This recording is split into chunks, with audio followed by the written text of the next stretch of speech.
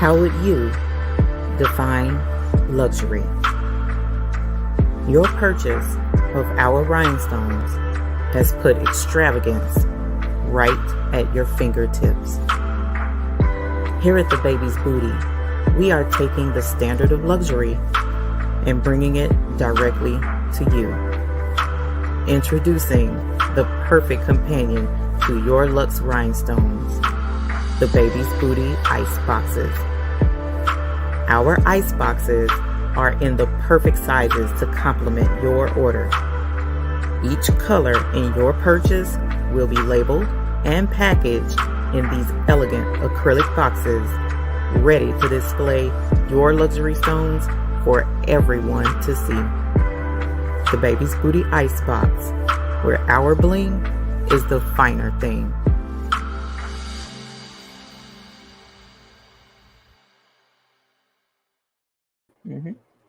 Well, hey, how are you doing today? It's so good to see you all. Welcome. Thank you for joining us for a spontaneous going live this week with a live buy-in and our new violet ice color. So tonight, I wanted to go a little bit back over what we touched on Sunday because we apparently ruffled some feathers. And that was not my intention to ruffle feathers. It really wasn't. So we're going to talk about that a little bit. But what we're also going to do is I am going to show you guys a really one of my favorite designers. He is having a sale on his rhinestone templates. And so I wanted to share that with you all too. So real quick, Dainty Doer was in here talking about, is there anyone out there? Yes, we are. I was just waiting on the opportune time to go in. Miss Becca, Miss JB, My Flower. Hey, My Flower. Beverly Smith, Paula D, Educated Natural. Hey, Kim, Benita Neely. I Love Crafting by Lena. Hey, welcome. Thanks for joining us. Mary Brown, Casper's Creation. Debbie D. Hi, Debbie D. V. Hargett. Chris Smith. Hey, honey. Thank you very, very much. I know, Aliena, I've been playing. I've been playing, trying to find any reason to go purple. And every time I turn around. Merlinda Lacey, welcome. Thank y'all very, very much. It is definitely different, way beyond what I normally do. Rougie, hey Rougie, how you doing, honey? Thank you, Chris Smith. Hey, Crafty Puerto Rican, how are you? Sharon Davenport, always a pleasure. Thank you. Thank you, Dainty Doer. Kristen, Jordan, welcome. Precious Pieces, hey, honey. Crafty Puerto Rican, it's good to see you. Precious Creations LLC, hello. Thank you, Unbiased. I appreciate it, Queen. Let's see. Quilting Sister, hey, honey. Linda Gray, thank you, Miss JB. No, I am not wearing this at Graphics Pro Expo. I will not be rocking a wig at the Graphics Pro Expo. I don't understand how people can wear one of these all day long. I just don't. It's just we ain't gonna go into that part though. We ain't gonna go into it because I'm itching already, and it's been what, all of 20 minutes, I think, hot up there. It's crazy. Like I can't do it. I can't do a hot head. I just can't. I mean, it's cute though. It's fire. I was like, okay. Give Mr. McQuacken something new to look at. But no, Kirsten, I am not wearing this to the Graphic Pro Expo. Hey, Unleashed Crafter. Hey, Laura E. Hey, Spencer S. Do you have a digitizer you recommend for hats? I do, actually, Spencer S. James Johnson. It's been a while since I had something digitized. Give me a sec. I'm gonna have to look him up because it's been that long and it's a shame. Let's see. Let's see. Who is okay right here? James. I want to say it's James Johnson, but I don't think that's it. That's killing me. He has a first and last name start with a J. Oh no. Is it Joseph? Hold on. It's been a minute.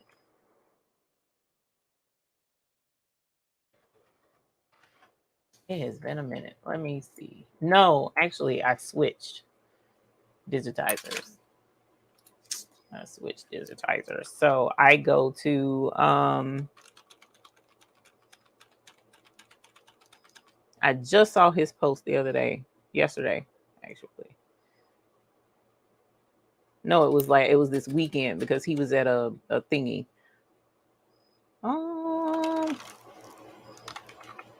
Vitter Digitizing.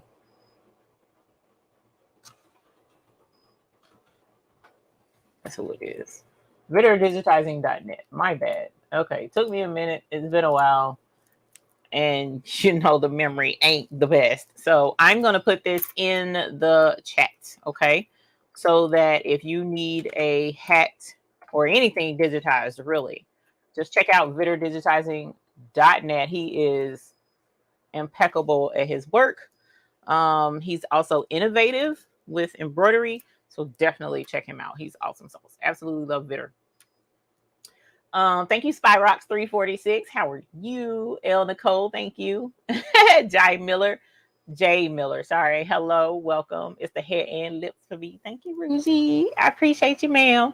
Dimps, thank you. Rosalind, hello. Boonchilla, thank you. Thank you, Laura E. Carmen Gladden, hello. Thank you. I appreciate y'all. Meaty Black, what's up? I love it. Jennifer Vincent, thank you. Appreciate y'all, fam. Oh, that's so sweet. Maybe I need to rock purple more often. Robin Cornish Spencer, thank you. I appreciate it. I feel you. I had one on Saturday, and Lord, it was pitiful to halfway on your head when you got back up. See, and this is the thing. Okay, wintertime, I could see it. I could see definitely because you know, wintertime. I don't like to be cold. I don't like to be hot, but I also don't like to be cold. So yeah, that would be cool. Anita H, first time, love them, although I have not used them yet. Well, we're gonna try and fix that tonight, ma'am. We are definitely gonna try and fix that, Anita, because we got some templates to look at tonight. Sissy Sue Creations, hello. Up Designs, hello. Creations by Kate Aisha, hey honey. Kenya, I need to ask, get up with you. I do. Crafty Puerto Rican says Vitter Digitizing is the best. Trying to tell you, got a brother PR 655, and as soon as I got it, I got 6 dozen hat order. Well, guess what, Spencer S? One of these things that we like to do here on this channel, don't know if you know or not, but we like to ring the bell for new babies. So normally that's saved for Sundays, but I'm gonna ring the bell for you right now. Spencer S, holler! Congratulations on your baby. That's what's up. And congratulations on the 6 dozen order. Interestingly enough, the brother PR 655, I normally tell people, thank you, craftable things. I know, right? I ain't rap type. Normally I let people know that the brother 6 needle machines are not super friendly for hats. Like if you read in the manual that comes with the cap driver that goes with that machine, it lets you know that you should be using unstructured hats only. Okay, so hopefully you got unstructured hats with this order. If you didn't, you might struggle a little bit. It's not impossible, but the results can vary depending upon how well you hoop them, how flexible the hat is, and the design that's going on the hat. So usually I like to kind of steer folks towards the industrial machine, like what's back here behind me, for hats, because those machines are like, they eat hats for dinner, you know, as far as getting them in and getting them out without too many problems. But even still, some hats still can struggle with some machines can still struggle with the structured caps, because they're just, I mean, just think about it. If you get a structured hat and you kind of rub the back of your wrist you know, against the back side of the front of the hat, you know, where you're going to do the embroidery is on the front. But on the back side, on the inside of structured hat, usually you rub your wrist with it's gonna scrape and scratch you because it's just so it's rough. And so you have to understand that you're doing embroidery. It's stressful enough with the embroidery and on the thread and the needle. So when the needle is going in and out, right? And it's going super fast to stitch, okay? But your hat is also moving along with that needle and the stitches. So, a non-structured hat, the fabric will flex a little bit better, you know, let the needle have a little more wiggle room and play room in it.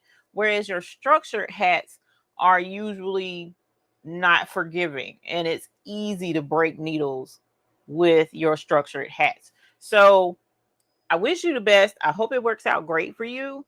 Um, I'm telling you this because I don't want you to get dejected or frustrated once you start doing hats if you haven't already. And if you've experienced problems, that's why. It's not you. It definitely is. It's not you. um but that machine, there's a couple of things about it, not just the cap driver, but the way the backside of that 6 needle is made, where the extra part, the brim of the hat, and the bill of the hat goes up behind that machine. The way it's made is like there's a thing back there. I don't know. It's a slope, kind of, sort of, and it's just not friendly to hats. It's just not. So don't get frustrated, please, with doing hats on your 6 needle machine. Just take your time, slow the machine down. Don't run it on the full speed that the machine goes. Slow it down and just give the machine time to do its work. And keep some needles handy. Okay, go ahead and get your needles ordered and have them sitting close by. And try to get a design that's not super dense, like a whole lot of stitches in one place, if that makes sense. Try to get, like, you know, well, of course they ordered the hat, so their design is what's going on the hat. But the less amount of stitches, the better. All right, hopefully that made sense. There are many other professional, not professional, I mean, they are professional, but there's experienced embroiderers, embroiderers in here as well. So they can chime in with their experience with doing hats on the 6 needle embroidery machine by brother. But I'll let them chime in as well for some of their tips and tricks that has allowed them to be able to tackle hats effectively. And then what I would suggest is come back a little bit later, because there is going to be some people who will probably watch the replay of this and have something to say about doing hats on the 6 needle. Check the comments section. You never know, you might find some good tips and some gems there as well. As a matter of fact, if you're watching this as a replay, or you're watching this right now and you have experience doing hats on the 6 needle embroidery machine, let us know your tips. What has helped you get through orders of hats on that machine? Because I'm not the only person that's done it, and I'm sure there's somebody out there who knocks hats out without any problem whatsoever. I would love to know what their tips is too, because when I tell you, I choose very heavily to not do hats on that 6 needle. I do it on the industrial machine because it's just, even the manual says unstructured caps, and I experienced firsthand why the manual says that. Okay, all right. So, Cynthia V, hello, Kim, and the educated natural. And okay, cool. Appreciate that. Oh my gosh, I am so far behind because I got off on a tangent. Sherelle Green, yes, hunty. We is, thank you. um, let's see. I got the purple. Did Joanna Holmes? Yes, Becky Chisholm from Texas. Welcome. So I already hated for hats. I want a mail code so I can see that coming quite soon. Okay. So yeah. Michelle Anderson, thank you. Appreciate it. I also got a Solaris 2. Solaris 2, hello. What's up, Deborah Lane? Congratulations. Holler with your Solaris 2. Congratulations, my dear. Vivian Crosby, hello. Welcome. Is there an easy way to take out embroidery thread after you sew it in? I love Crafting by Lena. It is. It is. Well, I'm not going to say it's easy, but it's my favorite way to take out stitches. And unfortunately, I broke mine. So I've been very, very sad with taking it because I needed to take out embroidery stitches just a couple of days ago and was kind of frustrated because the battery wore out in my Peggy Stitch eraser. And people tell me all the time, oh, you can just get, you know, another trimmer from off of Amazon and yada yada, right? Okay, so I did. I got another one. Let me see if it's over here. I was so mad, y'all, that it's over here on the floor and I didn't care. So I got this little not stitch eraser, because that's not what this is. This is like a trimmer. Actually, no, they are selling this. They call it the quick ripper. Okay, but they also sell this as regular trimmers, right, for men. This is nowhere near as sharp nor efficient as the Peggy Stitch. This didn't work. It didn't work. Peggy Stitch eraser, I have yet to find something to touch Peggy Stitch eraser. This didn't work. I bought there's another one I have that I got from All Stitch. Didn't like that one. Then I got another one from just some generic trimmers from off of Amazon. Didn't like that one. Girl, Peggy Stitch eraser. Let me see if they ever got them back in stock on Amazon, because the one that I have is the cordless one. And if I can get that one again, that's exactly what I'm going to buy. Because it just works. Like, I don't want to say like magic, because that's not it. It's so I don't know how to explain it, but it's like there's something about the blades. They're sharper and they're closer together or something, to where it will nip at those stitches. So like this, when I put it on the stitches, it's almost like it can't reach the stitches to trim them. But the Peggy Stitch eraser never had an issue with that. Like, my Peggy Stitch eraser works. Okay, so like for instance, I'll show you what I'm dealing with. So here is the Peggy Stitch eraser. This is the 3. All right. And yeah, it's $80. Whoops. Didn't mean to do that. It's $80. When I tell you it's worth it, I promise you it's worth the $80. Well, the one I had is worth $80. And it's the same company, so it's got to be the same, right? This is the mess that I bought. No, it can't touch this. It just can't. And look, you can't. I need to buy the corded one because I can't even find it. Look, here's the same. Nope. I don't even want to. This is the gospel. This has worked for me. Now, mine, like I said, the battery kind of gave out in it. And so I need to take it to a Batteries Plus or one of them battery fixing places to see if they can fix it for me. Because I can't find it anymore. I can't find the Peggy Stitch eraser. I just can't. And this was like the bestest ever. So if I can find anything close to this, that's what I would suggest. But if you can grab hold of this, that will get them stitches out of there. Like, erased to the Stitch eraser lives up to its name. It really does.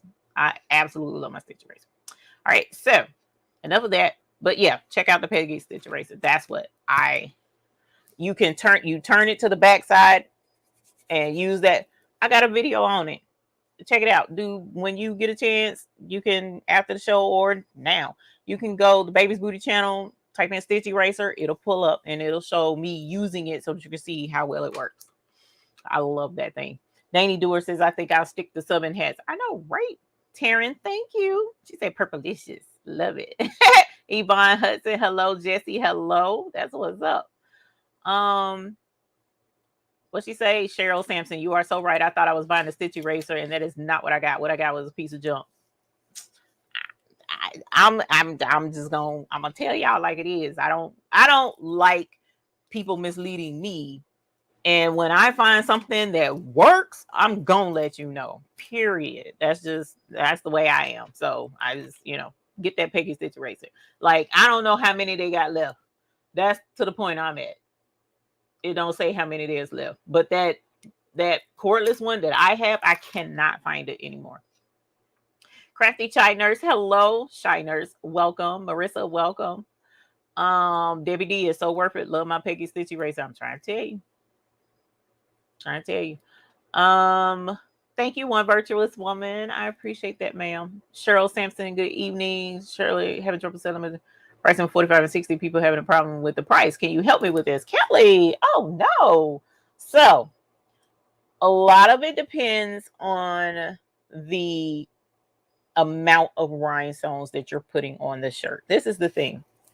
When you go to a jewelry store, for instance, and you're shopping for a diamond ring, okay? When you go to the store to shop for a diamond ring and you see that, now size in this instance for us kind of sort of doesn't matter, but a ring with more stones in it has more of an appeal in some instances than a ring with just one stone in it, especially if all the stones are the same size, roughly about the same size, right? So that's going to lead me into, I done skipped ahead. Hopefully I didn't miss anyone's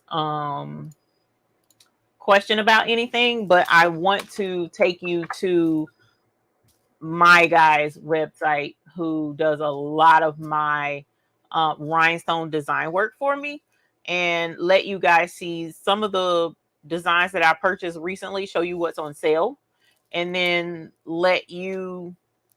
introduce you to him, because I absolutely love coming here to the Rhinestone Mechanic. Okay, the Rhinestone Mechanic.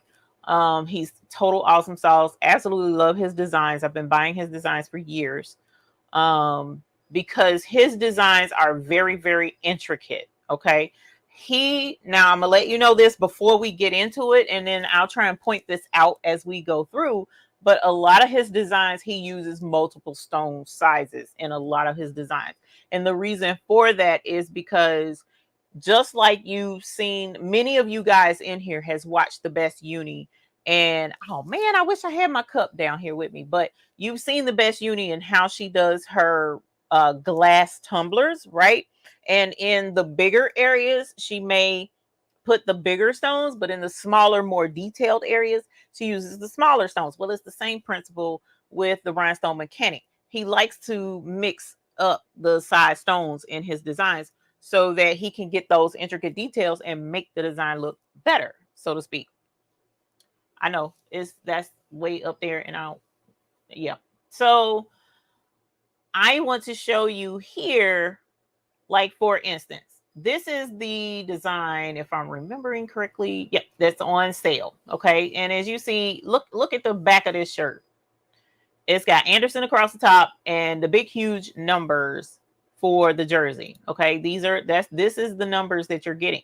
So if you're selling a shirt that has these big huge numbers on the back and the person's custom name, they'll probably not blink twice at your price. But when you are selling a shirt with a few designs, a few stones in it, maybe not as many, and they're still balking, I mean, the price should technically be reflective of the amount of stones that's in the design. So in my class, I break the prices down for people so that they can kind of understand, if a design has 1,700 stones versus 600 stones, the price is different. It's not the same. You're going to charge more for the one with 1,700 stones versus the one with 600 stones. Okay.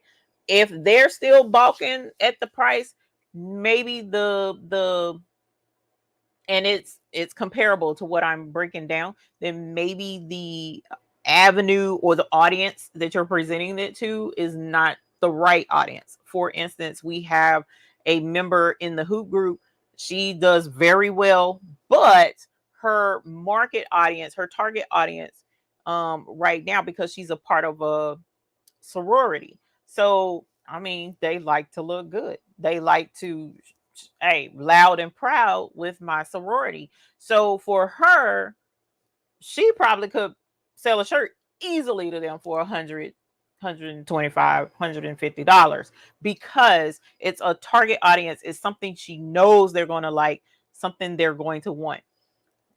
Leading into, again, what you're asking versus what I'm getting ready to show you guys. And that's why I wanted to bring y'all here, because this is on sale. Notice his price was $120 and now it's $36 for these large numbers. Why is large numbers right now a good thing to invest in? Let me scroll down. I'm skipping stuff. If there's something super important I need to know, the mister is going to let me know. So why would these large numbers work well right now if you're targeting the correct audience? Right now, why would it work? I need somebody to let me know in the chat, because if it's done correctly, you could move these shirts with these numbers on the back. And I'll show you precious pieces. You hit the nail on the head, ma'am. T Science T Development. Exactly. This is football season. This is football season. Sharon Davenport, yes, because this is the time. Everybody except for me has their favorite football team. As a matter of fact, y'all, I'm not gonna lie. I kind of shocked myself a little bit when I actually sat and thought about it. I do have a team that I love right now, but the reason why I'm loving and cheering for that team is because I have my cousin's son is rocking it with this team. It's his senior year. It's a college team. He's doing fantastic. So heck yeah, I'm about to be rocking a lot of that school's wear. I've even made shirts for this particular school before. So this is the thing. Everybody loves their teams. We're not saying go do some Cowboys, go do some Eagles, I'm not saying that, because there's ways around that. Listen to me, Linda. Listen, Linda. Listen, Linda. Listen. Let's talk. Let's straighten this out. Okay. So going back to this, just go with me. Flow with me. Flow with me for a minute. Here's numbers, jersey numbers, right? You got me? Okay. Here's your jersey numbers. What about this jersey number right here, number 12? I don't know football, professional. I don't know these players and stuff. How can you take this number right here and make it Cowboys without making it Cowboys? Without it saying Cowboys? How can you do that? How can you do that? Who has the answer on that for me? It's not difficult. Just think outside the box. What could you do? Suzanne Go, Grand Go. Yas Hunty. It's got the white on the outside, color the inside blue. Who is the quarterback? If it's the same quarterback it was last year, Hunty. No, 2 years ago. 2 years ago, I don't mind wearing old buddies. Well, yeah, I'm sorry, I'm married. But I'm just saying, Hims is fine. So if you know somebody who loves that quarterback, bust their number on the back. You ain't even got to put the name. The name is up there. You don't even have to put the name. All you gotta do is put that number on the back in his color. Everybody that sees you is gonna know who it is if they're a Cowboys football fan. I'm just saying, you don't even have to put the star. You don't have to, because people put 2 and 2 together to equal 4. Let me show you another way to do this. Okay, this is the part that I bought some of these because I was like, bruh, this makes all the sense in the world. Check this out. Helmet. You can put the helmet on the front, the number on the back, same color scheme. They'll be like, they might see the back and see the number and be like, who number is that? But when they see the same color scheme on the front with the helmet, oh snap, that's Dallas and that's old buddy. What's the old buddy's name? What's old buddy's name? That's the what is his name? Because he's a youngin', little tenderoni. What's his name, y'all? That play for Zeke? Is it Zeke or something like that? Ain't that his name? Somebody told me. What is this website again? This is the Rhinestone Mechanic. It is in the description. Rhinestone mechanic dot DAC. I knew it was something simple, like really 3-letter type situation. DAC. Girl, when I tell you rhinestonemechanic.com, when I tell you face mask time, when I was telling everybody do face mask, right? And then I was showing sublimating face mask. When I tell you the Cowboys fan club in my area hit me up begging me to make face masks for old buddy. I mean, and the money they was offering was ridiculous. I was like, look, I can't put his picture on this stuff, y'all. It's y'all trying to get me to go to jail. She's like, I'm not gonna tell where I got it from.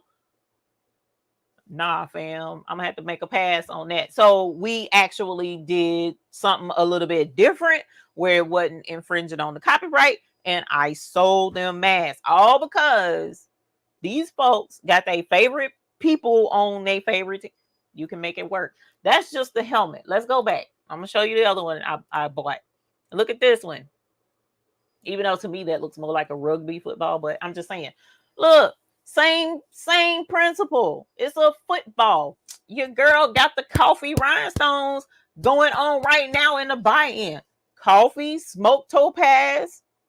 I wouldn't do topaz, but coffee or smoked topaz would work perfect for the outline of that ball. It doesn't have to be white. And then on the inside where the heart is, the heart can be in the color of the team. The outline can be the other color to the team. And then the number of your favorite player. Bam. What are you saying? What are you saying? Why are you not jumping on this? Why can you not see this? This is what you have to do to get out there.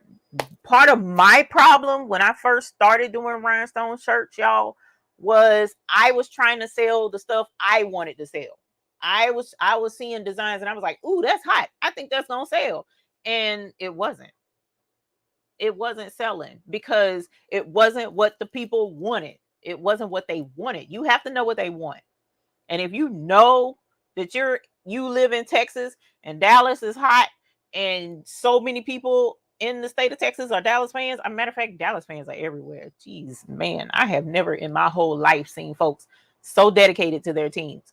But fans are everywhere. Make it happen. You know, take a shirt like that, put it together and be like, look, what team do you like? I can and show it on your Facebook page or whatever. Custom team shirt. We're doing it in the colors. I guarantee you. I ain't gonna guarantee you because I don't know your audience or whatever, because you might be with folks that don't even like rhinestone shirts. But I'm just saying it's way more appealing if you offer something like this in something that you know people want. You know it's football season. You know it is. Make that play and make that money. Make the money. It's there. It's ripe for the plucking. And most of these, look at this one. Look at this football. Y'all come get them coffee and smoke topaz and topaz stones and make them footballs with the heart and the color of the team. Come on, fam. Come on. It's a silver platter. I'm handing it to you on a silver platter. I really am. Look. Now, let me show you this, though.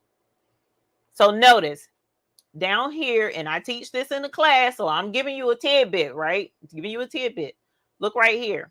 SS10, SS10. He tells you the sizes in this design. So make sure that when you are finding a design to purchase, that you know what size stones are in that design, because I've made that mistake, especially buying from him, because like I said, he does do a lot of designs where he mixes the colors and sizes. So you have to pay attention to that. Okay. You have to pay attention to that. Go back to the football designs. It's football time, you know, and my husband let me know the other day, well, guess what? It's basketball time too.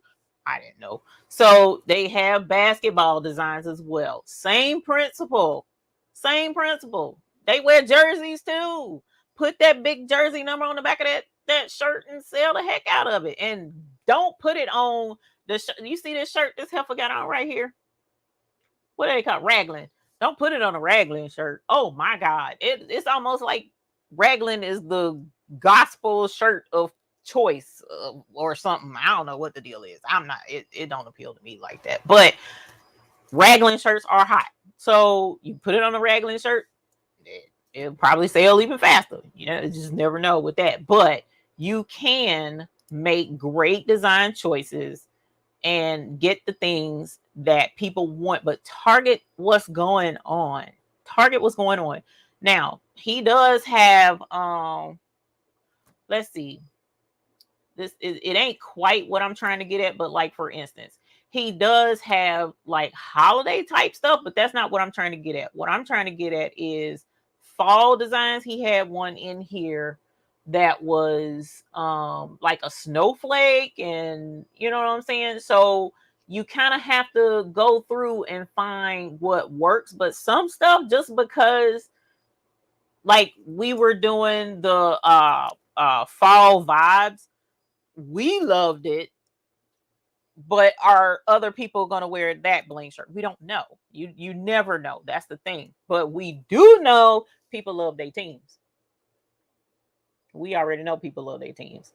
That's a hot topic, period. And they're going to want to stand out loud and proud with their teams. That's your ticket, okay? That's almost like the Willy Wonka golden ticket. Okay? You find what people are overly passionate about. People are like, yeah, I love the fall. I love pumpkin spice. I love latte. Okay, yeah, they like that stuff. But if they're passionate about something, they're passionate about their sports teams, passionate about their kids, passionate about their kids' teams. That's the type of stuff. You passionate about their pets. Like right here, you got the paw print heart. People are passionate about their pets. Stuff like that. That's what you got to target with your rhinestones. That's what you got to target with your rhinestones. Because what I also, the other side of that coin is I got into rhinestones also to make myself shirts, right? It didn't quite work out like I thought it would. And from the standpoint of, I was like, ooh, I'm gonna wear that design. Ooh, I'm gonna wear that design. But then when I started looking at some of the designs, I was like, I'm too old to wear that. That's kind of, do I really want to portray that of my, you know what I'm saying? It's just like certain things. Like here's one I absolutely love of his, and I think he does have it under, no, it's under wine. It's under wine. Like for instance, here's one that says I need glasses. It's whimsical, it's funny, but it wasn't, I mean, you know, it wasn't quite a design that I was like, but this one, I absolutely love this. Absolutely love that design. I think that is gorgeous. Bought that one for myself, and I would wear that on a shirt. Okay, this is just me personally. I'm talking to y'all like I was talking to myself. You know what I'm saying? And then, but like this one, that's not my style. I don't, you know what I'm saying? So you kind of have to know who, like Miss Bickham, know your audience, know who you're dealing with. If you're going to the fall festival and you're selling your shirts at the fall craft fair, they might like, you know, less wine, more wine. That might could work. The wine glasses probably could work really, really well. But this one is kind of a little too trendy. Some that might be edgy for some people, even though right now, I mean, everybody in the garage, so it could work. But that's the thing. Check all kinds of places for rhinestone templates. Y'all, he has so many, it's crazy. He has a lot, and he has some very beautiful ones. The thing is, you don't buy what you think appeals to you, unless of course you're buying it for yourself and your own self a shirt, but buy what you think will appeal to your market that you're targeting in the area. And that's also why I said, if at all possible, try and find a like for instance, this would probably work really well for some people. You know, it's super cute, it's super simple. That's not a lot of stones. You're talking about 360 stones. That's not a lot. So I wouldn't be charging a whole arm and leg for that shirt. Like I wouldn't charge $40 for this shirt with that little amount of stones on it.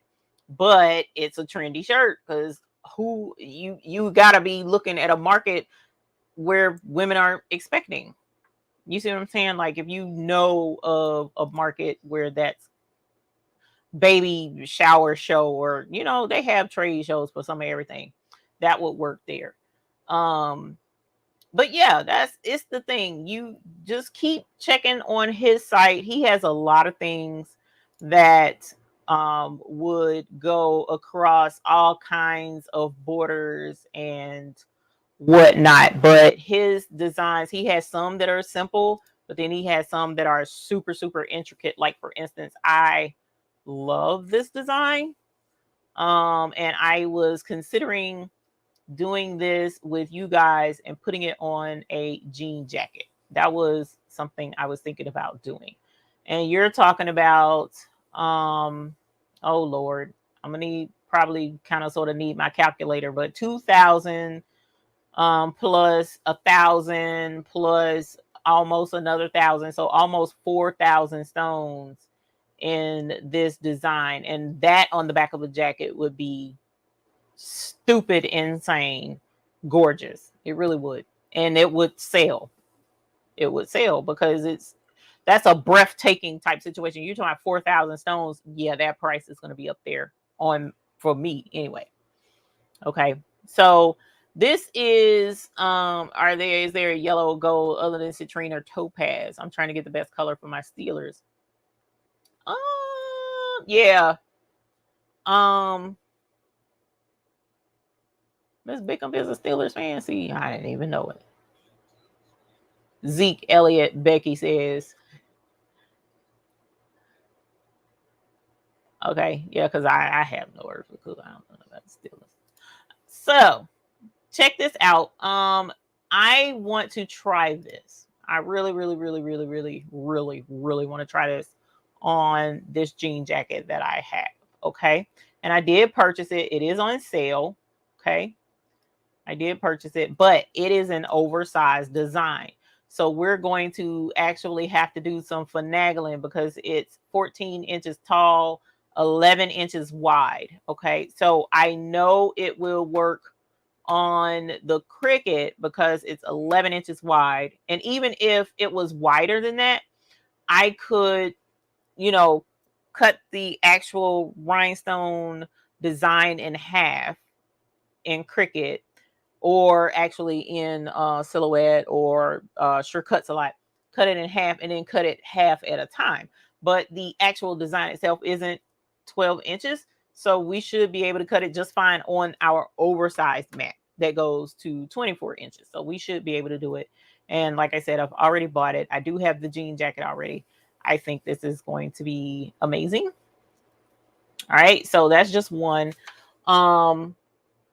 And look, he says, welcome to his new storefront for digital designs. Pre-cut, flock, and ready-to-press transfers are coming soon. So go ahead and bookmark his website. Bookmark his website because he is looking to sell his templates, apparently pre-cut, so that you don't even have to have a cutting machine. He'll do it for you. So I don't know when that's coming. I just saw that myself just now. So that's a cool thing that you can bookmark for future use. And then he also has fonts on his website as well. So definitely check him out. He's super duper. Okay. So I already have Silhouette open and ready to go. So I'm going to grab Silhouette. Let me unzip that design first because I bought it, but I didn't unzip it. You can always do it in one color for the wings, as I've seen them quite often, but not this gorgeous. Love the colors though. Yeah, I was going to probably do.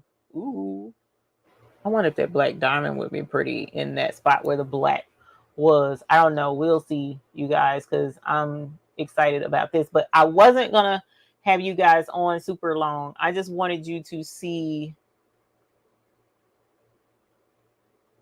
that. Well, it didn't download. I need to download it. I wanted you to see that his stuff was on sale. Introduce you to the Rhinestone mechanic because absolutely, like I said, I've been buying designs from him for years, very, very many years. Since I started doing rhinestones, and he has excellent designs, and absolutely love his stuff. He's got a bulldog design. I meant to show Uni because, whoops, I think she said that her daughter's school is like bulldogs or something. I meant to ask her that. All right, y'all, let me go to my account. There it is. And make sure, because I didn't show it in my downloads. Sunflower. I got several things, y'all. It was like crazy. I was like, oh my God, no, I did not buy this many designs from this man. Okay. So we are downloading. So one of the things that I like to do is, there it is. I like to open up my designs. Okay, so let's show you guys how this is working.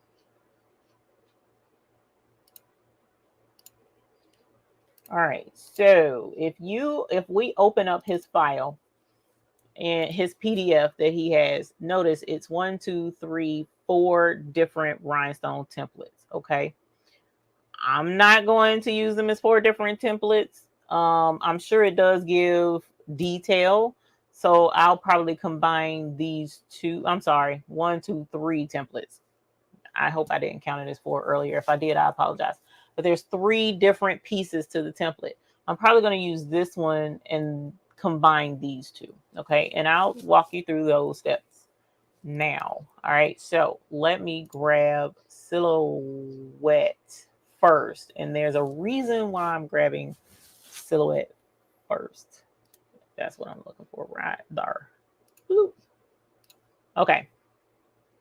So here is Silhouette Studio. And I'm going to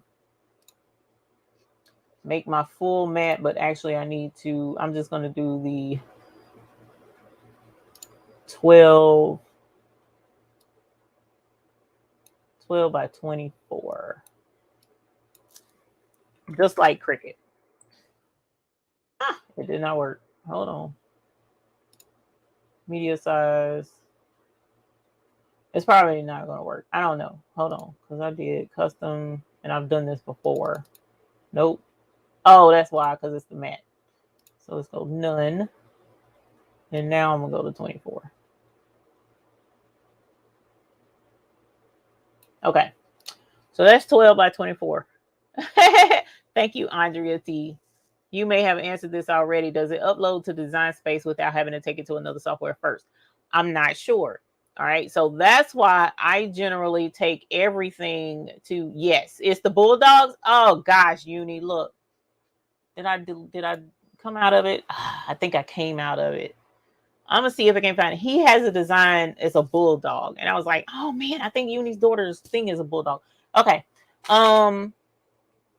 I'll look it up here in a sec. So Sharon Davenport, what I generally do is take it to another software program first anyway. And the reason why I do that is because Cricut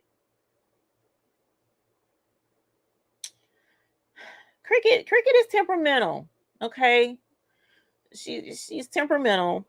Sometimes she acts right, and sometimes she can be flaky. She's like that friend. You know what I'm saying? She's a good friend, but she can be sometimey and she can be flaky. So to be sure, I like to double check. I like to make sure my ducks are in a row before I deal with homegirl Cricut. Okay, that's just me. All right. So I just like to make sure that today is a good day for my girl Cricut before I fools with her. Right. So what I do is I go ahead and bring it into another program. For me, usually it's not Design Space, not Design Space, Silhouette. It's usually not the Silhouette program. I'll either use make the cut, or I'll use shortcuts a lot. But today my silhouette was already open, so I'm going to use silhouette. But what I like to say is double check behind that heifer, because like I said, she's sometimey. So let's go ahead and open my angel wings, and then we're going to do, where is it? Right here, the SVG, and I'm going to open it up. Now, because I know for a fact silhouette, I know for a fact shortcuts a lot, and I know for a fact that make the cut is going to open the design in its correct size. That's why I go to these guys first, okay? And then two, look at what opened up. Look at what opened up. Cricut struggles as it is. So to bring all of this in over to Cricut, it might be a stretch. It might be a bit of a stretch. So that's why I like to double check first. So I know I don't need this one unless I was doing the entire design in one color. If I was doing it all in one color and I wasn't making any, you know, showing any extra details or whatever, then I would definitely use this one, but I'm not. Okay, so that's bringing in that one design was all three of these all in one. So it's a duplication. I didn't need all of that. Okay, so this is the one that I originally said I was going to keep, but I think I may go ahead and do them separate because I was looking at that detail and it may work better. So what I like to do is take a look and see what the size is. It's 12 by 16. 12 by 16. And then, so for me, this 12 by 16 is going to be too big for Cricut Design Space mat to cut it out. So I'm definitely going to have to make this mat, shrink it in. You know what I'm saying? Because y'all know, like I said, Design Space, she's a good friend, but she likes things to be a certain way, you know, and that's okay. I'm all right with that, homie. But we also need to play fair all across the board. So I need her to cut my stuff out. So I had to shrink that outer box so that she'll cut it. You see what I'm saying? And it's took it down to 11 1/4, which is perfect for the Cricut mat. All right, so here's this one. And what I generally like to do is I like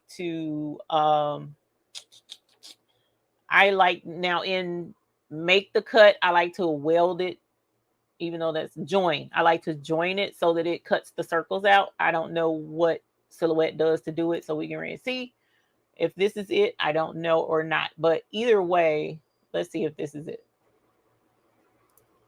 Because I got an hourglass. If that's the right thing, then I can move the orange, and the orange should have holes in it if I did the right choice. I don't know, because I'm starting to learn rhinestones with silhouette. If it's not the right thing, no worries. I can easily take it over to make the cut and do what I want it to do.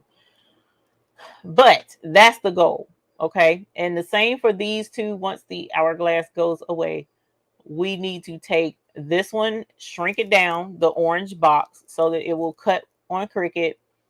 And then we don't have to join it all into one thing like I like to do to make it easier on my girl Cricut, but it's easier for her to handle. And I'm trying to be nice to her, y'all. So I don't know why this is struggling, and I don't want it to mess with my broadcast. And then next thing I know, the darn thing ain't you know, it lags, y'all, and all that crazy mess. So I may have to close this out and reboot it. Oh, there we go. The divide operation cannot be applied to more than 16 shapes at a time. Okay, that's why it was doing what's a face. So let's see if it'll do make. It did. So make, that's what I needed. So I needed this to be just one item instead of more than 16 items. All right, so let's do the same thing with this one. Nope. We got to make it smaller.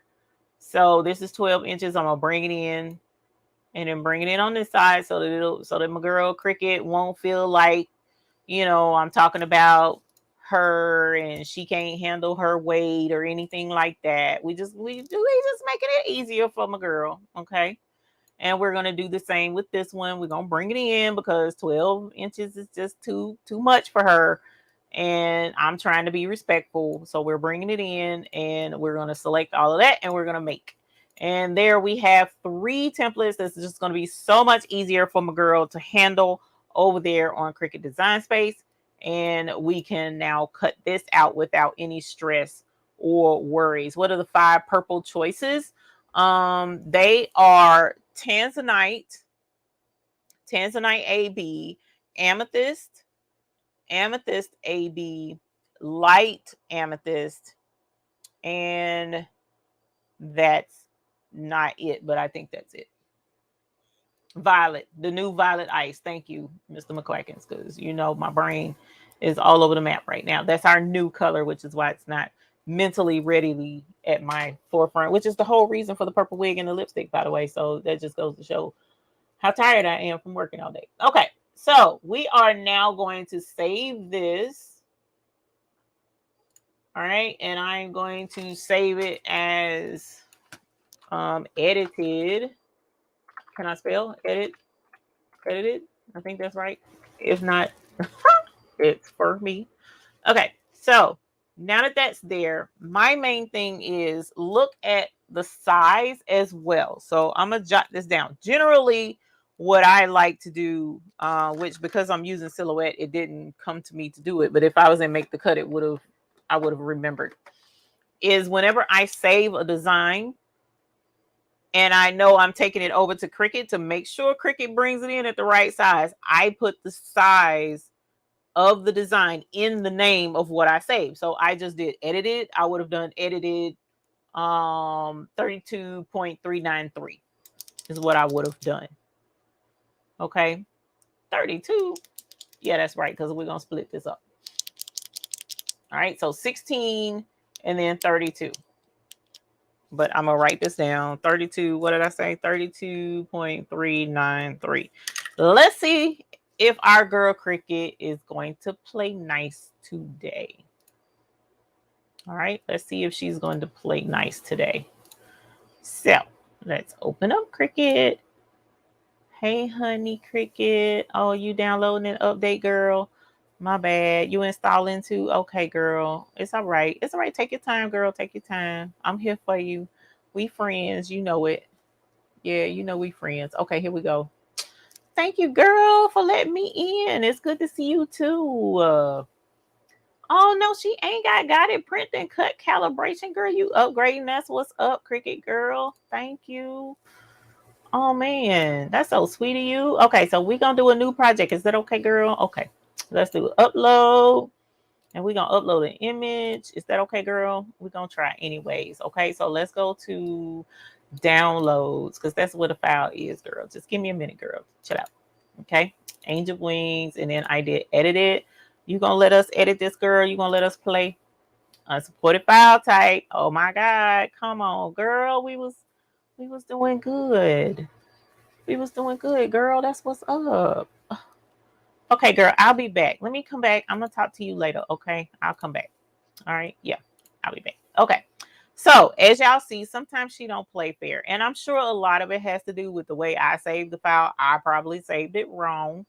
So what I'm going to do is go back into Silhouette, which now Silhouette has an attitude with me because I done created this mat that she just done flipped all the way to the other side because she's dramatic too at times, but it's all right. So let's see if we can't open up our edited file. It saved as Silhouette Studio. That's not what I wanted. So let me see if what I did was probably wrong. So I'm going to try to save it again. Yep, I saved it wrong. That was my bad. It was my bad. All right. See, that's why I said I had to call her back. I had to go back and check and make sure I was wrong. So now I got to apologize, but it's all right. So we're going to go back. We're going to go back. We're going to go back and go back and visit our girl Cricut. And hopefully she'll be nice. She opened right up. Hey, girl, my bad. My bad. I I had to just go check. My bad. I was wrong. I was wrong in what I thought. So we're going to try again if you don't mind. So let's upload. We're going to upload image again, girl. I'm sorry. I should have bought an SVG and I didn't. That was all on me. I apologize. Okay. So let's make nice. And we're going to go with this one. Look at you, girl. See, you so sweet. Thank you. Now let's upload. And hopefully this uploads the way we need it to. And we're going to add it to the canvas, girl. See, you the bomb, girl. I knew I could depend on you. All right, girl. What size is this? You done brought this in. Okay, you did it at the right size. Look at you, girl. That's what's up. Yo, she said it's okay to come play. She said she being nice today. So 32.393, 32.391. That's fine. That's close enough. And as you see, it did bring it in at the right size. So we got 3 different templates that we're going to cut. Let's ungroup this because we need to make sure that each one is going to fit on the Cricut mat like we resized the orange bounding box, right? So when I select this first one, it says 11.245. So this should cut on our mat. All right. The thing is, I'm using rhinestone flock, right? Rhinestone flock is 12 inches wide. And I'm going to have to use a longer piece of flock. So this one is going to have to be 16 inches, actually a little bit longer to make sure that it cuts the way it's supposed to. And I'm going to have to use a long mat. All right. It's not an issue whatsoever. And we have 3 different ones that we're going to cut. And it's going to take a little while. So we're going to go ahead and send this on. Well, actually, I'm going to save it first because, you know, saving our projects and something crashing in the middle just makes life easier to just go ahead and save it into Cricut. So we're going to say wings and hit save. All right. All right, cool. So now we're going to go to make it. And yes, she's allowing us to use it on our mat because we did resize appropriately. So this first one, it says 16, a little over 16 inches. So, but of course, I'm not taking into account this here. I'm just going based off of what the actual thing says. And yeah, we're wasting some flock because look, I got space up here and space down there that I could have taken away while I was in Silhouette Studio, but I didn't. All right. So yeah, there's going to be some wasted space, but we're going to work with it. All right. So here's the first one. Here's the second one that we're going to do. And this one is closer to the 12. And this one is just over 16 as well because they're all the same height. And then this one is just right at 11. So this is what we're getting ready to cut today. And this is just one of the many. So let me go to camera numero dos. All right. And then I'm going to take this down and we're going to add that. And that is actually where we're going to go. So, hey, Sister Mom Juno, D Smith, we just blinging. I'm showing you guys. Yes, there will be a rhinestone class. And thank you very much, Simone R, for complimenting this wig that is already working on trying to give you, girl, a headache. And I am not about to have another migraine like I did Sunday, y'all. It was pathetic. I ended up having to go to the emergency room because the migraine was kicking my butt all up and down life. It was bad. So I had to go get a shot.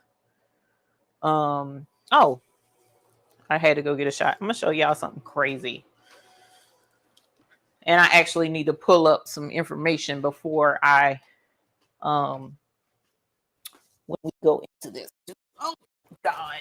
Oh. All right, y'all. So in anticipation of our upcoming class, I had to make an investment. Now, what we talked about on Sunday, here's my Peggy Stitch eraser though, my sick baby. He's sicky. He won't charge.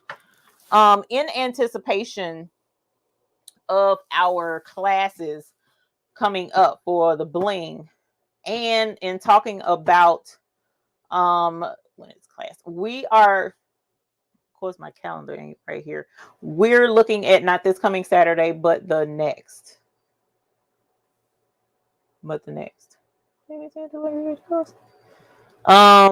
So in anticipation of that class coming up, I made an investment, and this is part of the reason why we were talking about this on Sunday, the benefits of flock versus cardstock. And I ruffled some feathers with that, and I wasn't trying to ruffle feathers, because if you're using cardstock and it's working for you, great. I'm not trying to tell you that that's the worst thing ever. Why don't you insert a square shape and slice off part of that orange bounding box so you won't waste flock? You're right. That Sherelle, I could do that. I could go back and do that. That makes sense. Especially since I don't like wasting flock. My attention split between Eve and Serena, and yes, go Serena. Oh shoot, Serena out there slaying people. That's what's up. So in using cardstock, you can use cardstock if it works for you. Perfect. Keep doing it, bro. I'm not trying to tell you that you're the worst person ever because you're using flock. But what I was trying to let you guys know is rhinestone flock is an investment that works. It just works, y'all. So how much money are you actually saving with rhinestone flock? So I had to turn to the mathematician expert, Mr. McQuackins, and this is what the breakdown was. Heat Transfer Warehouse has discounts with the more you purchase along with your KTM mask. Okay, $120 buys you 10 yards of rocket flock, which that's what this is. This is rocket flock. Okay. And that brings it down to $4 for each 12 by 12 section or square foot. Okay. And $65 gives you 5 yards, which is $4.33 a square foot. So $14 for 5 yards of KTM mask, and then $65 for 5 yards of rocket flock is less than $80 for top of the line products. That is going to definitely work. You don't have to do any other work to it. You don't have to tape it down. You don't have to spray no glue on it. You don't have to use double-sided tape. You don't have to worry about it wearing out. You don't have to worry about it disintegrating. You don't have to worry about it getting wet because it's flock. You don't have to worry about that. How close are you to $80 if you're saving money in the long run? You can save money right now, but you're going to end up spending more again because the cardstock is just not a long-term answer. Okay. So look at the difference in what you're saving, and it's actually nowhere near what you're thinking you're saving by using cardstock versus flock. And at the end of the day, we want less stress, in my opinion. Okay. And yeah, some people are easily using cardstock and they're not stressing, and that's good. If you're able to make it work for you, great. But long-term, high-end investment, really the difference really isn't as good as you think it is. It really isn't. But I just wanted to show you guys. Thank you, even Mr. McQuack. If you see my package and I love it. My husband said, wow, that was so very nice of them. What business owner does something this nice? Thank you both again. You're welcome, Fabulosis. You're welcome. You're welcome. I appreciate that. And tell your husband I do. Fabulous is 33. She said she answered the both. But Fabulous is 32. I apologize. Thank you. Y'all, look, see, I went to the emergency room. That's what I was telling you. And she did the IV and it blew. So she had to go to the other arm. So if you see the bruise, that's what that is.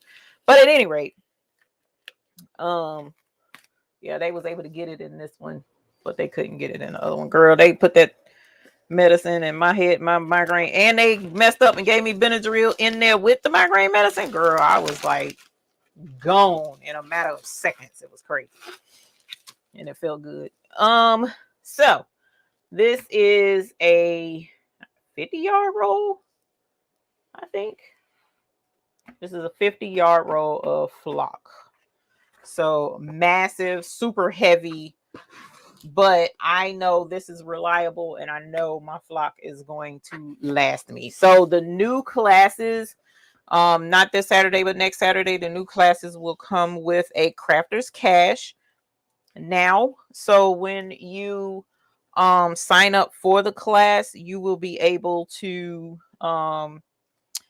get a, somebody didn't cut that straight. You will be able to get a ice pick and pick your colors for the next class. Okay. Ooh. And I will have all of that set up. Yikes. Oh, this thing is heavy. I will have all of that set up and you'll be able to take advantage of that if you sign up for the class. Y'all, I'm trying to make this straight and it's heavy. Okay. All right. That is the link. The class isn't posted yet. Which Cricut machine is this that lets you cut more than 9 inches?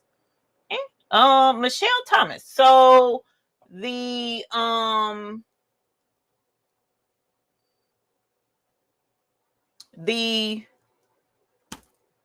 Cricut, regular Cricut, what is it called? Explorer. The Cricut Explorer does 12 inches. Cricut Maker does 12 inches. All of the Cricut machines, with the exception of the Joy, does 12-inch wide cuts per mat. That's their mats are actually they have the 24-inch mats. Like this one is the 12 by 12, and this one is the, no, that's 12 by 12 too. Yikes.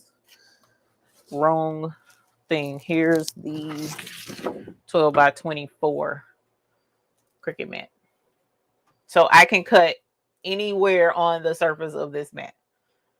So I have the Cricut Explorer 1, which is like one of the early Cricut machines, and it cuts my flock just as easily as the Cricut Maker that I have now. It cuts as well. So, and I need to get this over here so I can do this particular project. But at any rate, enough talking. Let me get this cut. What did I say? We're going to start with the first one. What did she say? She said, let's cancel that. Hold on.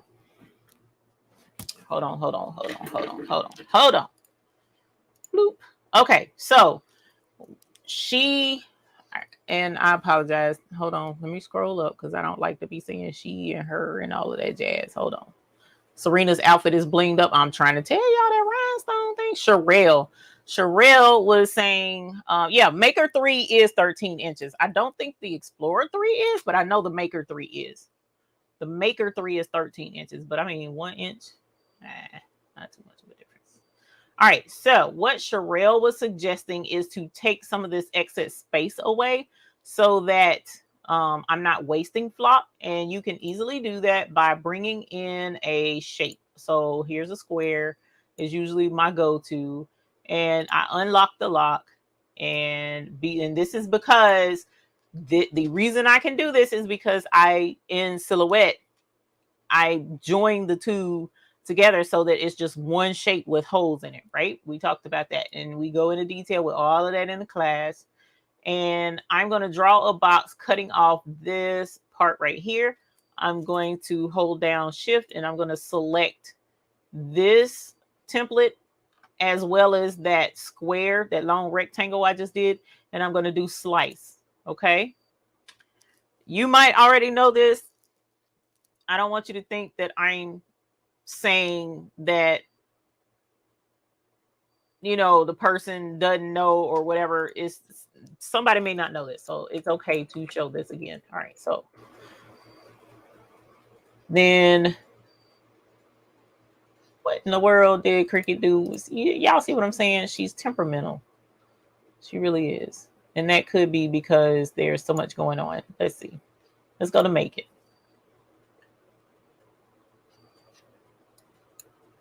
Girl, what did you do with my holes, girl? You see what I'm saying, y'all? She a trip. Let's go back. I don't know why she took my holes, y'all. I'm saying, come on, girl. We friends, girl. We friends.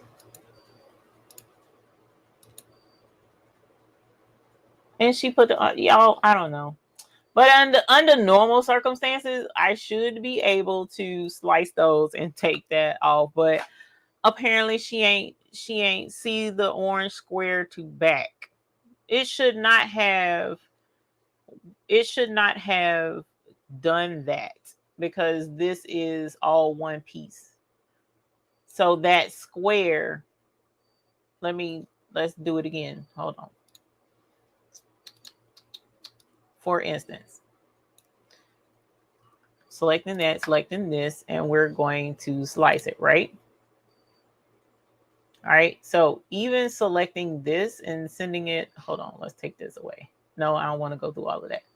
So even selecting that and sending it to the back, where are my dots? It should not have taken the dots away because the dots was a part of the paper. This was just one, this is one unit. It shouldn't have done that. So, but like I said, it's okay, girl. It's okay. Don't worry about it. I wasn't talking junk about you. I was just, making a statement. It's okay, girl. We still friends. So we just gonna make it just like it is because she ain't feeling doing that today, and it's all right. I'm okay with it. I'm okay with it, y'all. It's okay. It's okay, girl. I promise. Okay, so we are going to cut this flock down to 16 and a quarter, and then we're going to do that for all three templates. All right, so let's take this away and we're going to go back to our cutting table, and it was 16, right? So I need this so that we don't go back to the ER for any specific reason, not naming no names. And then we're going to use this. All right, and so we said 16. So that's 10. And that's 16 right there where I'm at. And then we're going to go with a quarter. I'm going a little bit over because I don't want no smoke from Cricut.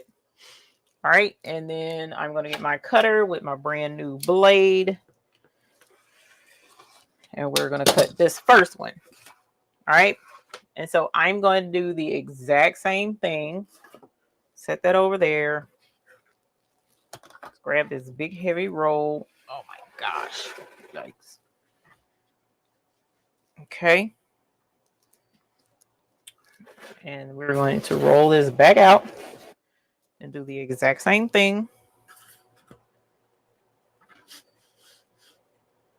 Let me see. What did I say? 7 to 7. That's 10. All right. And a quarter. All right. Cut this one. Sorry, I'm missing the chat. I'm looking down, trying to keep from causing myself injury. Cricut did this to me a couple of times today. Sharon Davenport said, okay, so it could just be, she might just be feeling glitchy. It might be her time of the month to be glitchy, and that's okay. Girl, we do it all the time. That's just, it's all right. We still love you, girl. We still love you. All right. And so again, we're going to cut this at a quarter. All right. So this is our 3 pieces, y'all. This is going to be a massive design. Okay. All right. So now we've got that. I got to do homework, house cleaning that I didn't do the last time. I didn't take this mess off. So I got to take it off now. Because I did not do it before. So now I gotta suffer today. Is this the one? Yeah, this is the one. So this is the type of scraper. I got this from Dollar Tree, and usually I use this to pick up my rhinestones, but this one, the curl in it is too tight to allow the rhinestones to go down in the channel. So I just use it to scrape the dots off. All right. And that gets them right off. And unfortunately, this mat, because it is worn, well worn, it doesn't hold my rhinestone template as well. so that I can just lay this piece on there with the backing on there. That's how I prefer to cut my flock, but I'm not going to be able to do that with this mat because this mat is not sticky enough to hold that rhinestone flock with the paper on it. All right, sure. And this was SS6 dots too, y'all. Y'all know I cannot stand these stupid dots being stuck to my hands. Okay. So let's take this off. Come on, son.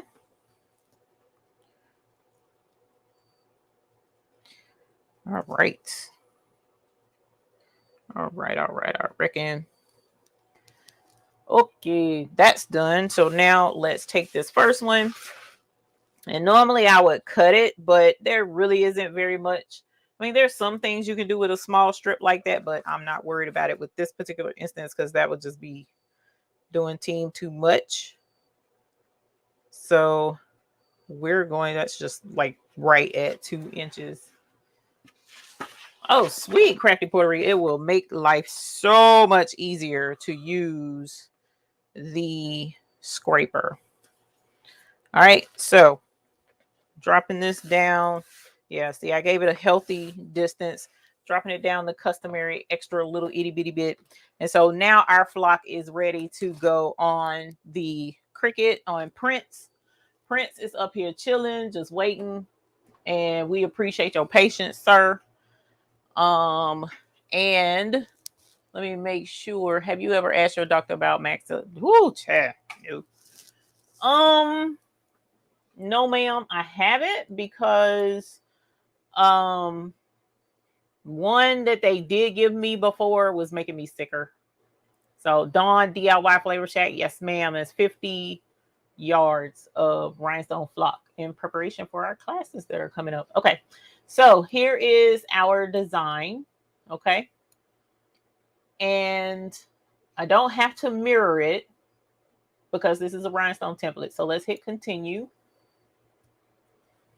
And the maker is Dawn DIY Flavor Shack. The link is in the description, ma'am. I got it from oh, sweet Serena one. That's what's up. I got it from Heat Transfer Warehouse. Heat Transfer Warehouse. I don't really want to do more, but I'm gonna do more anyway. Okay, so medium cardstock seems to work very well. Casper's Creation, I usually don't peel my flock before I cut it. I usually don't like to do that because I don't like to have to scrape the mat afterwards. But because this mat is not as sticky, you know, it's not going to hold this flock in place while it cuts with the backing on it. So that's why I took the backing off. But if I had a little bit of a newer mat, I would definitely be leaving my backing on. It's a pet peeve of mine.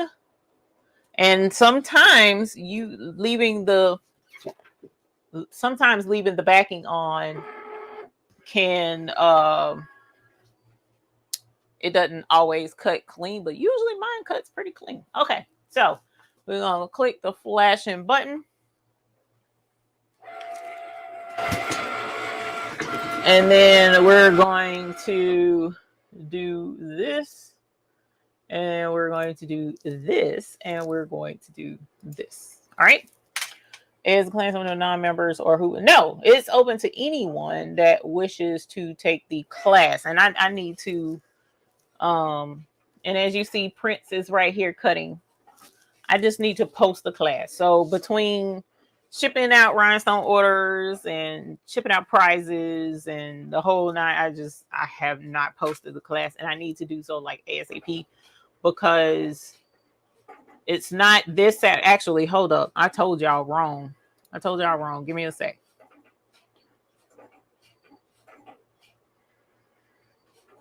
And it can't be then either, actually. So it's going to be the 24th. Because I can't make it the weekend of the expo. So it's going to be the 24th.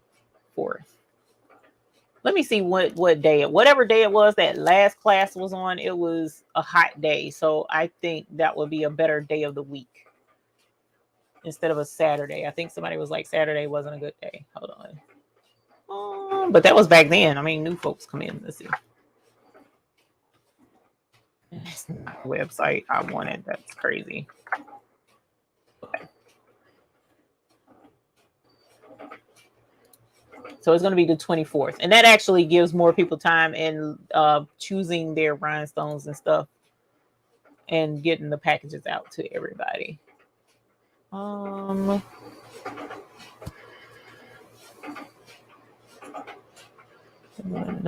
Can you leave me alone, please? Thanks. Appreciate it, fam. Yes, what I'm looking for. That's what I was looking for. Okay, that one was one second. I have a wrong picture up. Wrong picture is up for what?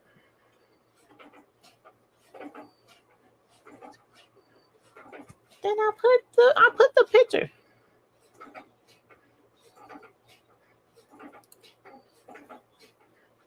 I took a picture of the purple.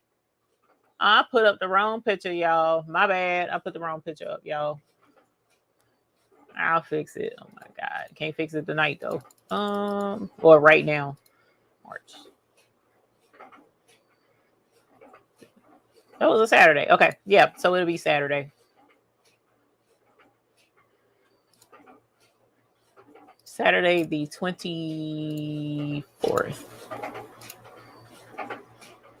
September 24th. Yep. Okay. And this class actually will be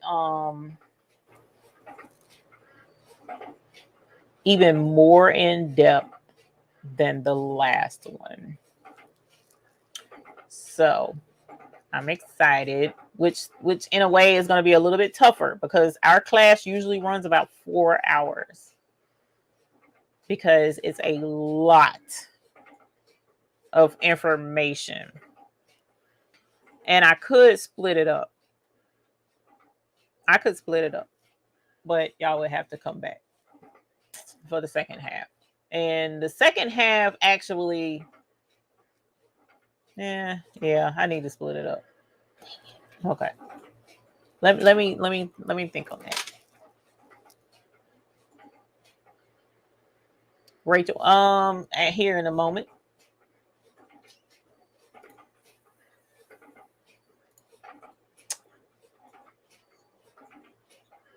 Okay, so we'll split it up because there's an advanced where we will actually go into template making now. Pro.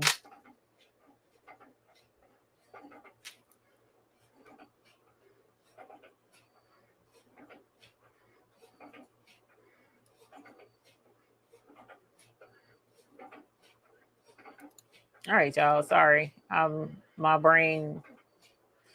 I'm considering something right now.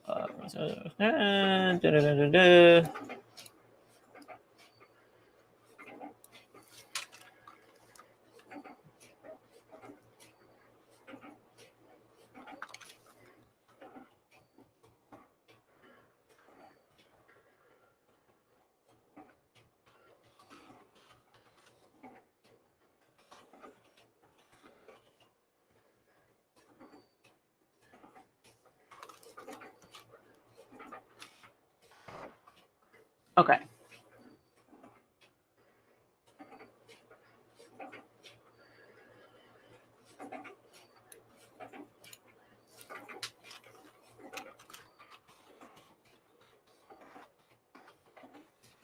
Oh, that's what the other issue was. We're with.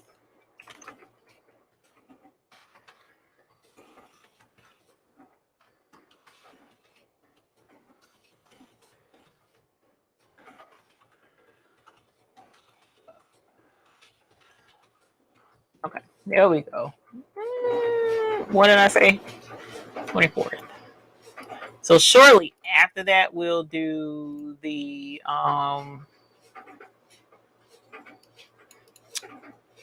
the making templates class.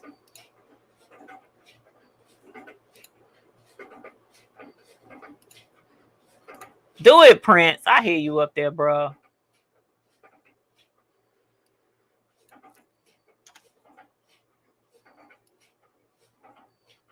No, D. Smith.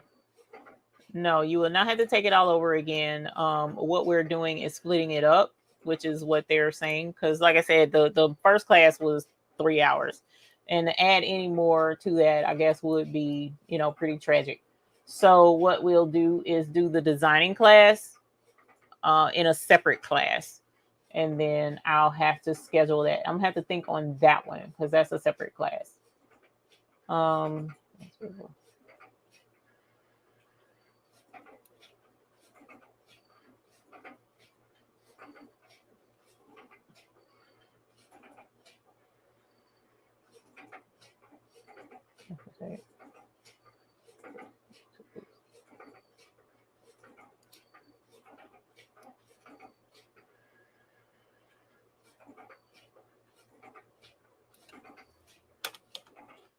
I had that. Oh, okay.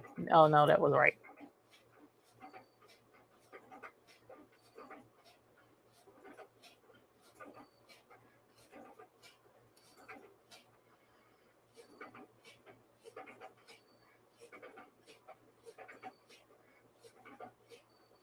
Yeah, not this one for the 24th, but the one I'll have to schedule and let you guys know when that's going to be. This one is going to be pretty much the same as what you took. And you should. Did I just do what I think I did? I hope to God I did, because I'm going to be real upset with myself. Yes, I did. Ugh. Sorry, y'all. Oh my gosh. I could kick my own butt right now.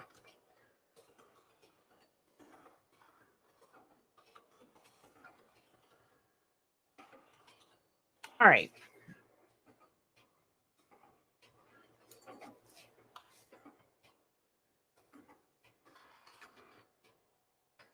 Okay, all right. So if you have taken my class before, this class on the 24th is not the class for you. So don't worry about that one.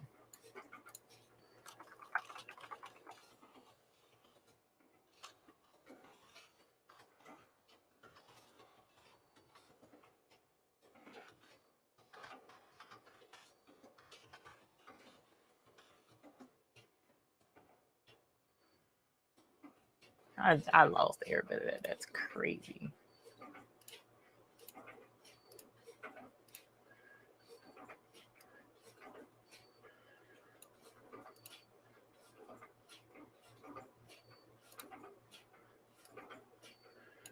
That's all right. Yeah.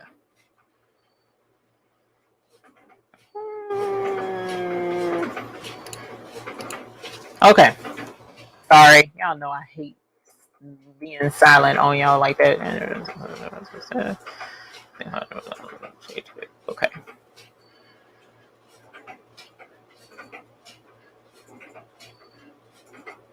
Yes, Janet, it is. Okay, so that's that one. This is that one. This is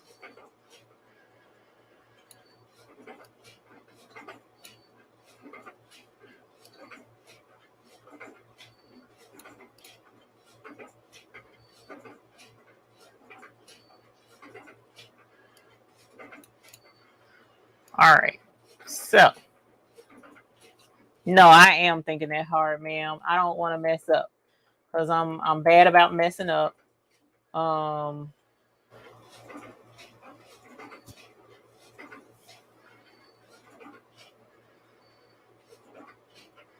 bad about. I don't. I'm not bad about messing up. I don't want to mess up.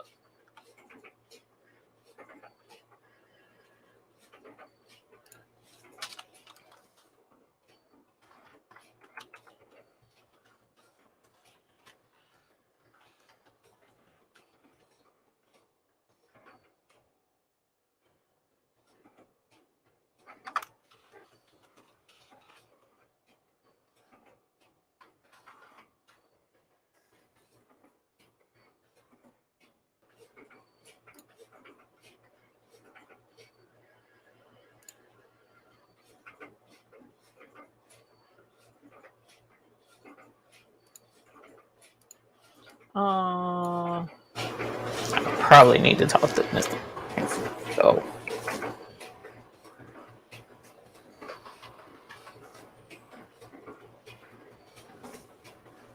I need to talk to him.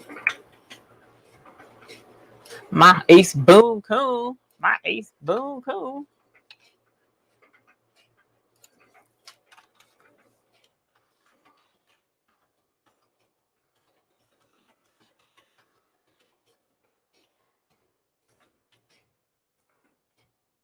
Sweet. All right, y'all. Prince over there getting it on. No, that is not what I wanted to do.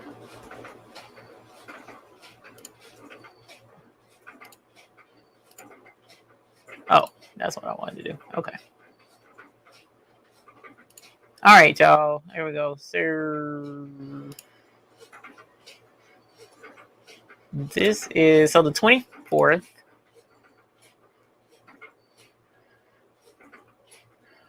Oh, they finally did that right. Hey.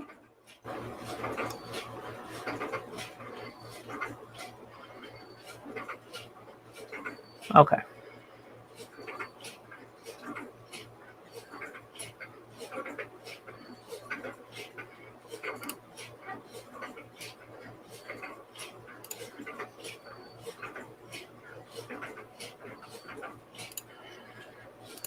Okay. Sweet. Sweet home. Okay. All right. So, Mr. McQuackins, I am going to send you a message.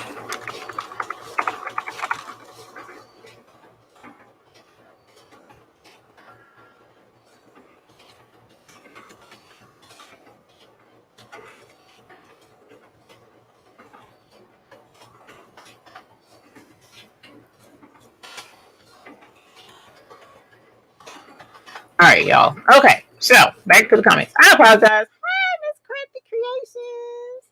Girl, you be rocking them colors. Thank you, girl. I'm trying to be cute. Flashing light behind her. Yes, I am, Miss Bickham. I'm not. We're at odds right now. So we wanted to act real ugly on a job the other day, and I need to clean it all the way out, oil it, lay hands, rub, talk real nice to her, because it's been a while since I've done embroidery, so I couldn't be too upset, but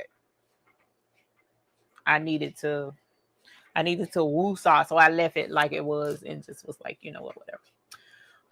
Sharon Davenport, doing too much at one time is my middle name. I'm sure y'all might not have known that. Eve, doing too much at one time. Lowry, yes, that is my name.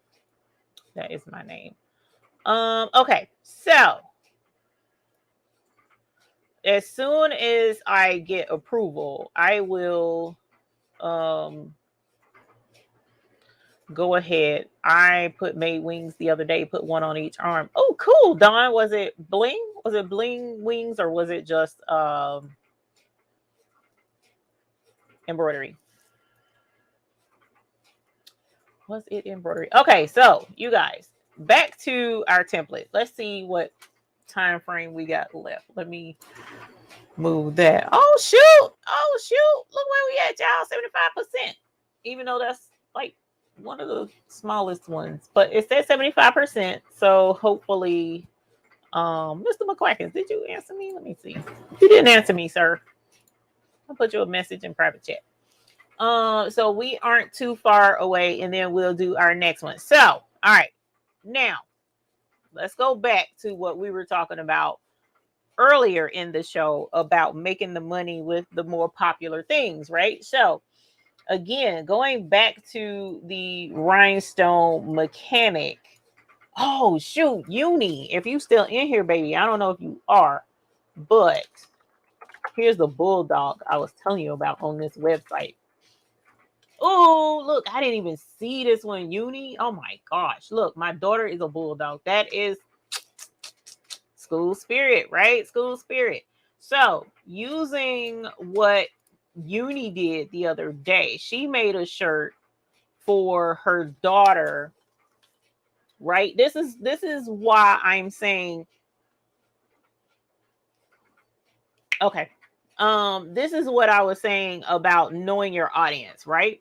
So your audience, very well, she's got a whole flipping audience right there at the school. Okay. Whole audience, right? Where these kids are, that's their mascot, is the Bulldogs. Oh, shoot, actually. And I want to say,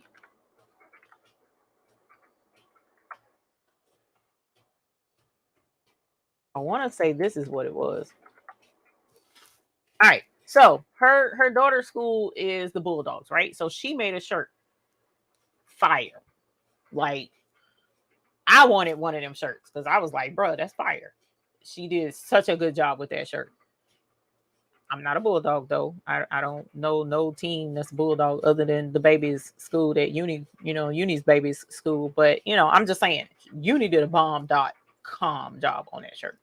So that being the case, hopefully other kids saw, if the baby even wore the shirt to the school, she might have turned her nose up at it. I don't know, because y'all know how these young folks are these days. But if the baby did wear the shirt to the school, she could have got orders.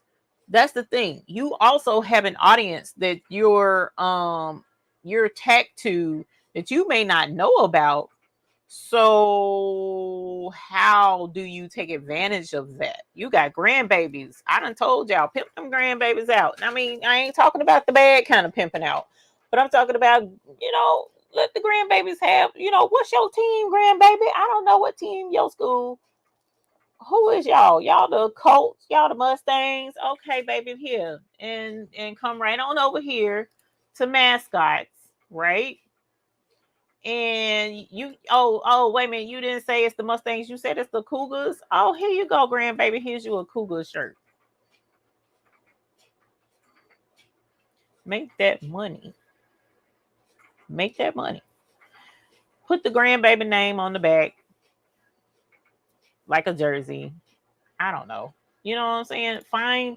Find what works and make it work for these babies. The Wildcats. There's a lot of schools that are Wildcats. Here's the horse. That could be the Stallions, the Mustangs, you know what I'm saying? You can make it happen. And you have a whole audience there that, these kids, if they're proud of wearing your stuff. Now, you might have some grandbabies. Now, the boys may not be as prone to wearing the bling. I don't know. I mean, in Dallas, I know the men folks wear bling. But they may not be so cool on wearing the bling. But if the boy has a good friend, a girlfriend, or whatever, be like, don't you want to get this to your friend? She can wear this shirt. And take orders. Take orders and cut the grandbabies in on it. Guess what, grandbaby? You sell this for your grandma and I'll break you off some, 10, 20, 30%, whatever you want to work out with the grandbaby, and let them see the fruitage of their labor when all they got to do is promote it. And these chaps is all tied into the TikToks, the TikToks, the Instagrams, the World Wide Webs, all of that mess. You know what I'm saying? Like, all the time, this is all you see is this right here. You know what I'm saying? Let them put that stuff out there and let them babies go viral with your stuff. And you don't know how that could open up channels, like the baby got the shirt on, taking orders in the 2022s. I guess that's how the baby say it.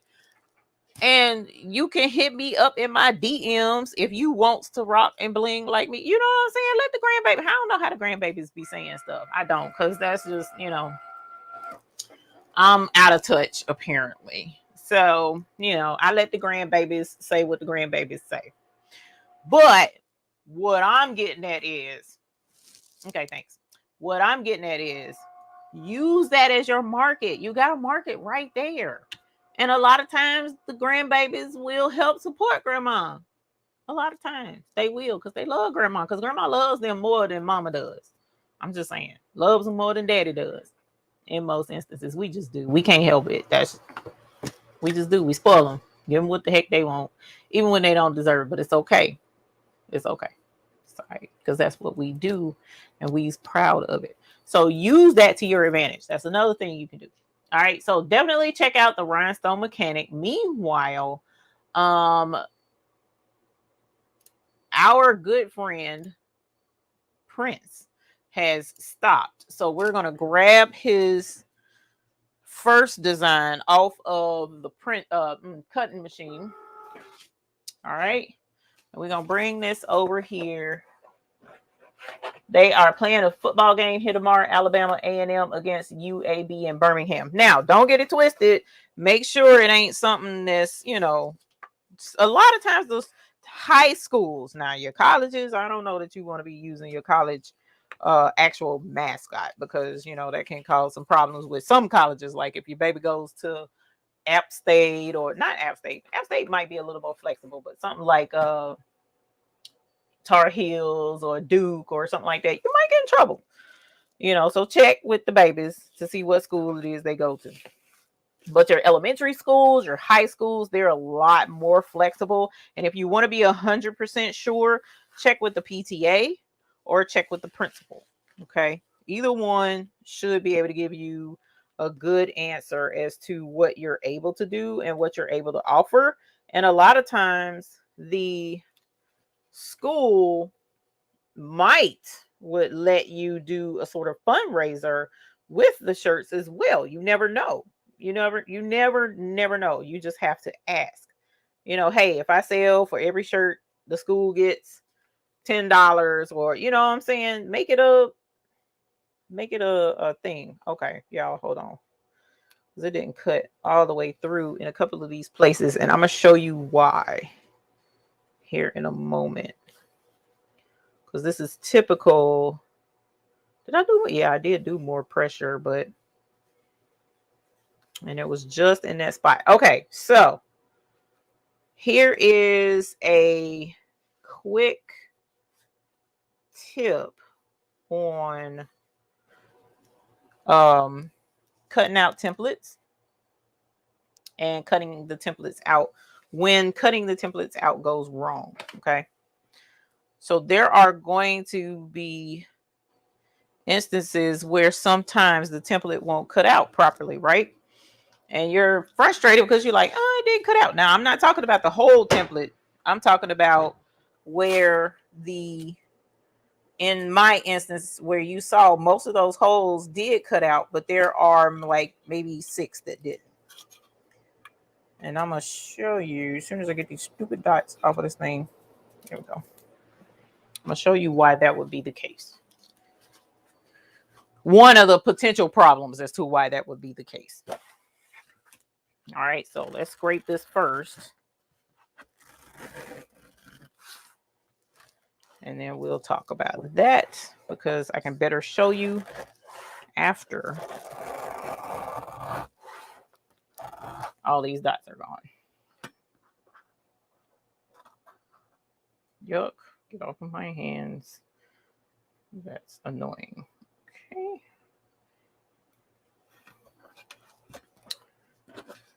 Oh, it shouldn't be like I did the first time. Okay, so one of the things that causes a lot of missed cuts with any project, not just flock, but any project on a mat, is a dirty mat. So what I've learned through the years is if there's any grit or anything, or if there's a spot on this mat where the flock or whatever it is that you're cutting isn't stuck completely to the mat flush without air bubbles and stuff like that, it will not cut all the way through. All right, it will not cut all the way through. So definitely make sure your mat is clean, free of debris, grit, and stuff like that. And then it will help ensure that you get a clean cut all the way around with your template. Now, because this is a, you know, spur of the moment type job or whatever, I'm not super concerned about it not cutting all the way through, because I can easily see where the the stones are supposed to be, and I'll just lay them there myself. All right. All right, so here is for template number 2. We're going to go ahead and put this on the machine. Meanwhile, to keep from wasting a bunch of time, I'm going to go ahead and bling that template. Why is that not flashing? Hold on, let me pull my Cricut back up because there we go. Yeah, it wanted Cricut to be up on the screen. Okay. So there's a couple of places in here where it should have cut, like right here, right there, right there, right there. I'm not worried about it. Okay, so the way this template looked, is that up high enough? Nope, it's not. Let's move this up. There we go. We'll try to see the whole template, as much of it as you can. Okay, so let's go back and take a look at this design. Hopefully the next layer won't take as long to bling. Where is it? You're right here. All right, so we'll go back to the beginning. We'll go to wing. All right, and let's take a look at this design. I wish I could. Oh, there we go. There we go. Sweet. All right. Well, I didn't realize that earlier. Okay, so SS10 only. Now notice there's 3 different colors, as we saw, 3 templates to this design. There's the white, which he used crystal, black diamond, and tanzanite. Ooh, no, he did not use tanzanite. Okay, Miss Nene, thank you for joining us on the TV only. It's okay. I hope I don't look too bad in purple on TV. You can put a design on your shirt and add your website for everyone to just pull it up and shop, since not everyone is ready to approach folks these days. You're absolutely correct. Karen D, he does do custom designs. Yes. So as you see, he did 3 different colors. I'm going to actually use crystal and probably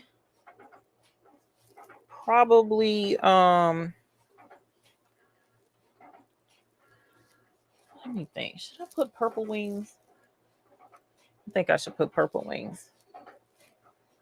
Let's do violet ice instead of crystal on that jean jacket. What y'all think? For the main part of the wings. Will purple wings be too much? I don't think it will, but what do y'all think?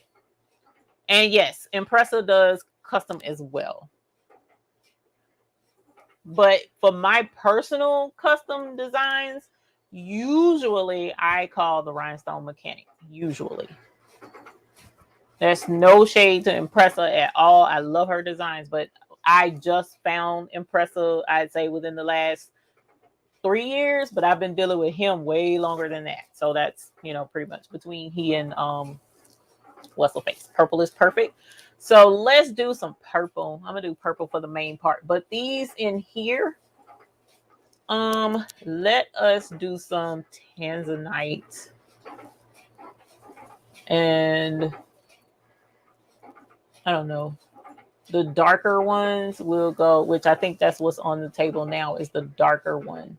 We'll do some light. No, we'll do amethyst. What do you think, Mr. McQuackins? What color to do the highlight, that darker part?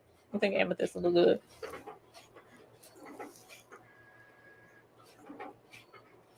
That's a good idea. So that's what we'll do. So right in here, I'm going to use tanzanite AB. In a way, tanzanite AB for the dark part, which is what's on the table now. Then for the highlights right in here, we'll use tanzanite. And then for the main wing part, we'll use violet ice. All right, so that's the route I'm going to go. Whether it works or not, I know it will, but we're going to do this anyway. Okay, so let's go back to the table. And like I said, for this one, I'm going to use Tanzanite AB. Okay. Now I need to move this colossal roll of rhinestone flock first. And it's heavy, so give me a moment to get this off of the cutting table. I'm gonna set it over here to the side. And then let's grab this because I'm going to put my template back on this because I don't have a cutting mat that is, because normally I mount my designs to a cutting mat. Holding out on what? I'm sorry. Normally I put my templates on a cutting mat, but I don't have a cutting mat this long. So I'm going to just use this. All right. And let's move this out of the way because that's the Rose collection. Let's move that. And for whatever reason, Mr. McQuackins, I don't see my collection. What did I do with it? And this is what happens when you focus more on purple hair and purple lipstick than keeping up with your stones. Give me a second.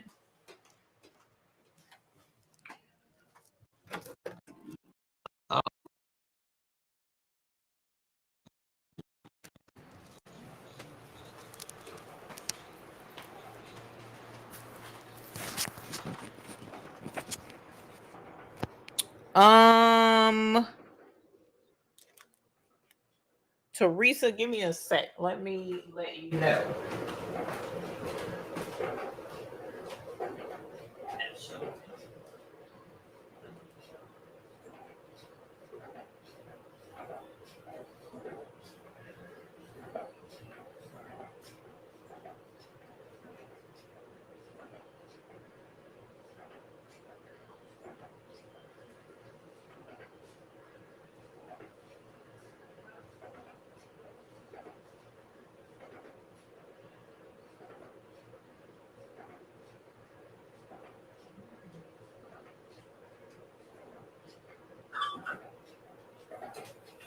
Yep. All right. So let me get myself together. Sorry, y'all. I had to go back in the supply closet. Where is my? There we go. All right, gotta hook myself back up. Now, Teresa, email me, please. Actually, I'll email you. Teresa Sister Heart. Oh, sorry. I didn't hear that part, sir. Okay, so. Woo, child. I don't know how folk deal with all this hair. Okay. This is, what did we say? This one is the AB, Tanzanite AB. So, what I need is my, where are you? Right here. There we go. All right. Let's pour this out of this container into this container so that we can maneuver a little bit better. Bruh, can we cooperate, please? Appreciate you, fam. All right. Now we're cooking with bacon. Okay. So, Tanzanite AB. Where is my? Here it is. KTM mask. Matter of fact, let's turn it like this. So as you can see, that is KTM mask right there that we get from Heat Transfer Warehouse. It is the bestest stuff to use ever. I did not go get a new sponge. I wish I had it. All right. So we're going to brush this in. Oh, you know what? While I was gone, I could have grabbed that jacket. I'll get it in a minute.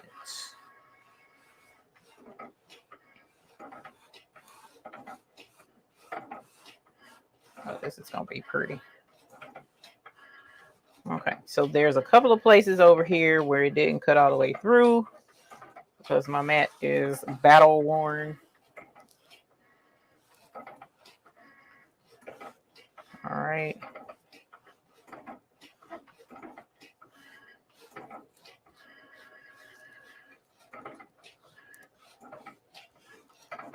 All right. All right. And that hole.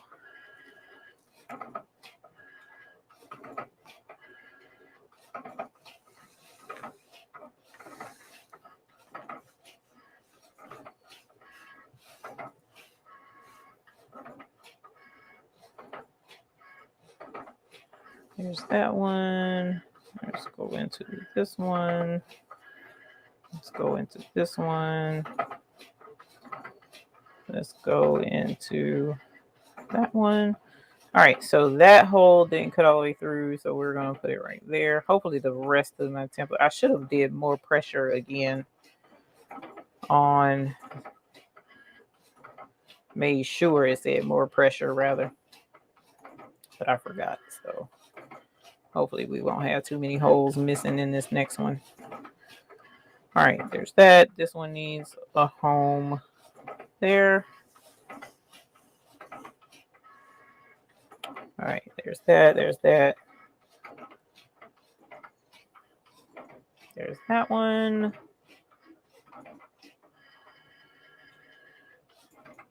Let me know with the purple heart in the chat if you are excited about this violet ice, because this violet ice, y'all, is the blingiest of the bling that I have seen. I mean, all of our stuff blings hard, but that violet ice, oh my god. Oh my gosh. It's just totally amazing. Totally amazing. Throw some purple hearts for that violet ice. Wait till you see it. Wait till you see it. Okay.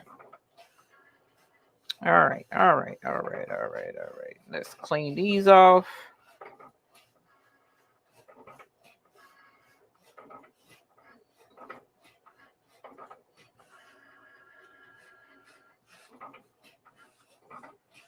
All right. So all we're doing is cleaning up, getting the scragglers, and finding everybody a home to live in, making sure everyone has somewhere to live. All right. Here we go there. And another thing that could help as well, now, as was mentioned earlier, and I apologize profusely for saying she and not going back and checking, but I know if I go back and check, I got to scroll all the way to the beginning of the show chat. But it was mentioned that the rhinestone shirts price point, folks was balking a little bit at it. You could also look into doing something outside of the norm. So instead of blinging t-shirts, you could possibly do like what I'm about to do, and that's bling a jean jacket. It's starting to get cooler weather. So jackets are going to be the next thing folks are going to turn to, jackets and hoodies. This would be fire on a hoodie. It really would. The back of a hoodie rather.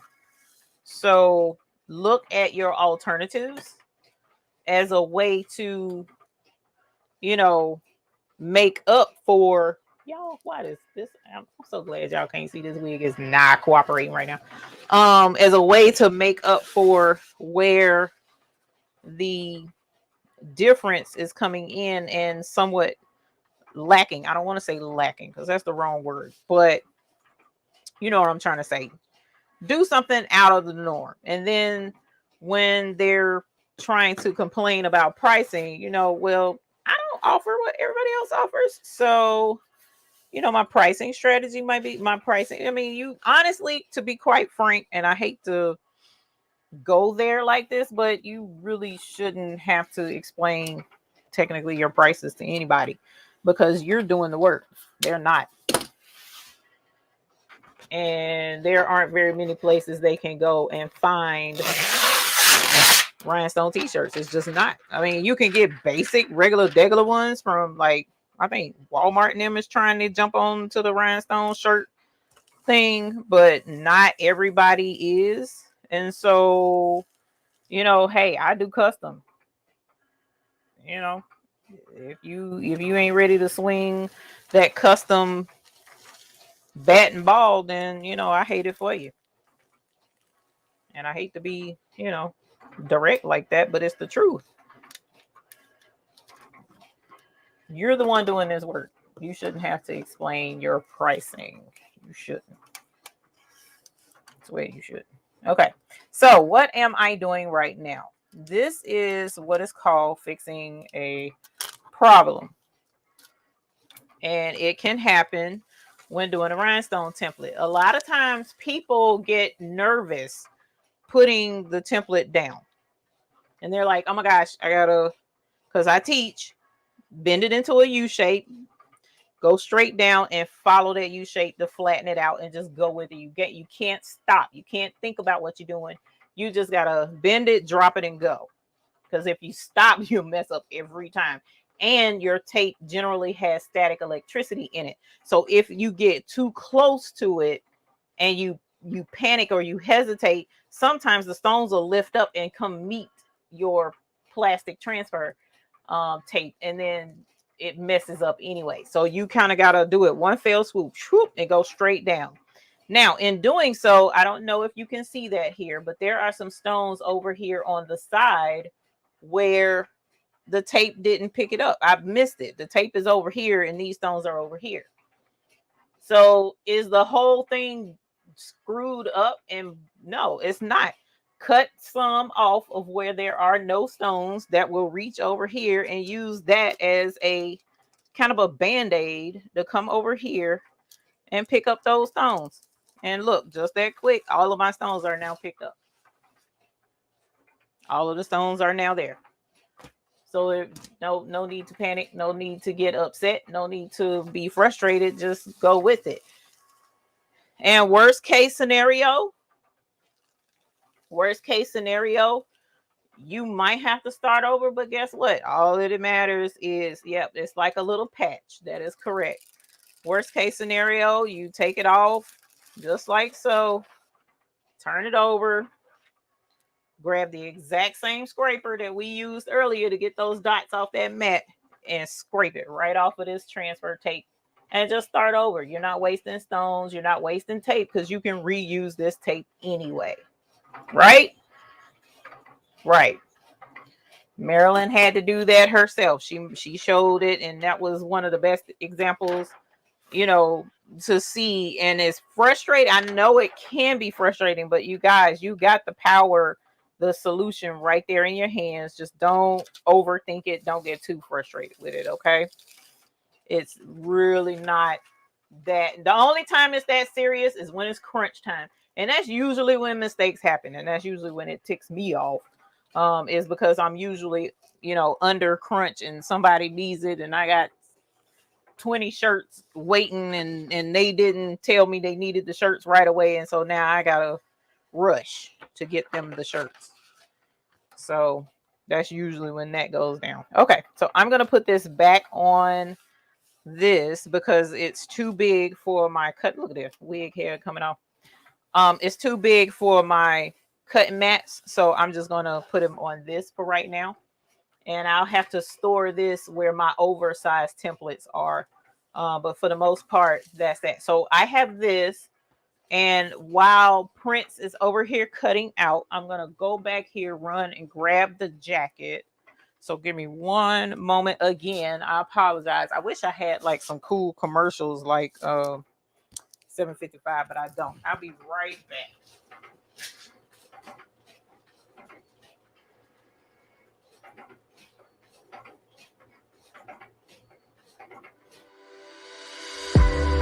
How would you define luxury?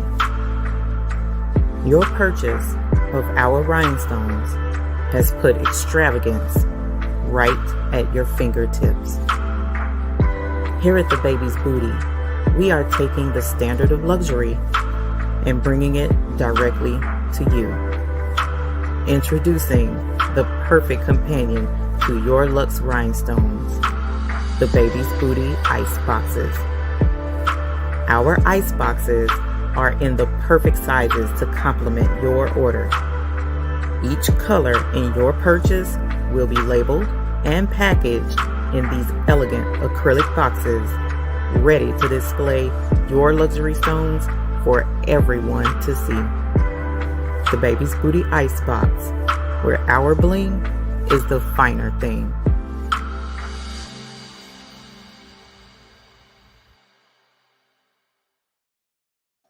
All right. Now that you've been sensualized, I went and got the jacket. This is another point I wanted to bring out for embroidery, for rhinestones, for thank you, Sherelle. I appreciate that. For embroidery, for rhinestones, DTF, vinyl, the whole nine. My mommy got me this. She knows I'm a jean jacket fiend. All right. So she was at the thrift store and she found me a jacket. I am a sucker for finding some nice jean jackets at the thrift store because in most instances, the person has already well worn it. It's been worn down and it's comfy, right? That's the way I like them. So mommy took it home. She washed it and brought it back. And now it smells like how my mom washes clothes. And it's just been killing me because it makes me miss my mommy, even though she's at home and all I got to do is call her. But I'm just saying. All right. So what you want to look for is a blank slate. And that's what this is with this type of jacket. A lot of the jean jackets on the market, to save money and to make a cheaper jacket, they split it in the back and there's a seam going up the back. Okay. Make it easier to stitch. You know, you don't have to have one major piece of fabric back here. So this particular jacket, like I showed her, I taught her, you know, hey, you see a jacket with no seam down the middle, get it for your girl. And she did. So this is going to go right back here on this jacket. And hopefully it will look as good as I think it will. Now, there are also some jackets that don't really have this seam here either. But this one, as you see, it works out pretty darn good. It's not as high up as I would like. I would have liked it to have been higher, but we're going to go with what we got and we're going to make this work. And I very well could put something up here, like if it's for, you know, somebody whose nickname is Angel, put in rhinestones up here, Angel, you know what I'm saying? And then have the wings. I think that would be a nice effect. So hopefully the design won't go too far over these side seams. It might, but if so, I still think it would pull off really well and it'll still look really good because I don't think that's going to translate as well coming over that seam and these seams too. Okay, but we'll see here in a little bit once the other transfer finishes and then the biggest one finishes, because the one that's cutting now is the outline of the whole design. So it's actually the bigger one, even though, let me see, where's Cricut? Girl, where you at? Oh shoot, y'all, she at 99%, y'all. So we about to go to our last template. And then once we do our last template, God's child, one virtuous woman, that's beautiful. That's beautiful. So we will cut our last template, which is a whole lot more stones to cut out than the first one and the second one. So it's going to be a while. Embroidered jacket as well coming soon. Maybe I do have another jacket that's supposed to be embroidered on. So we do need to do that, Miss Bickham. I cut the heat press on. Y'all, that's Prince finishing up. And then I'm going to grab the last rhinestone flock piece, put it on the mat, and then we'll cut that out. And then we will be done with our jacket. So, uh-oh. That was okay. So let's grab this off. And let's see how this one did. See, that same area up there gives me a fit because it's a raggedy part of my cutting mat. It's always trouble on that side. And here is where the tanzanite is going to go. And try not to pull too hard because I don't want to stretch my... I just did tanzanite AB. So this is going to be tanzanite. Okay.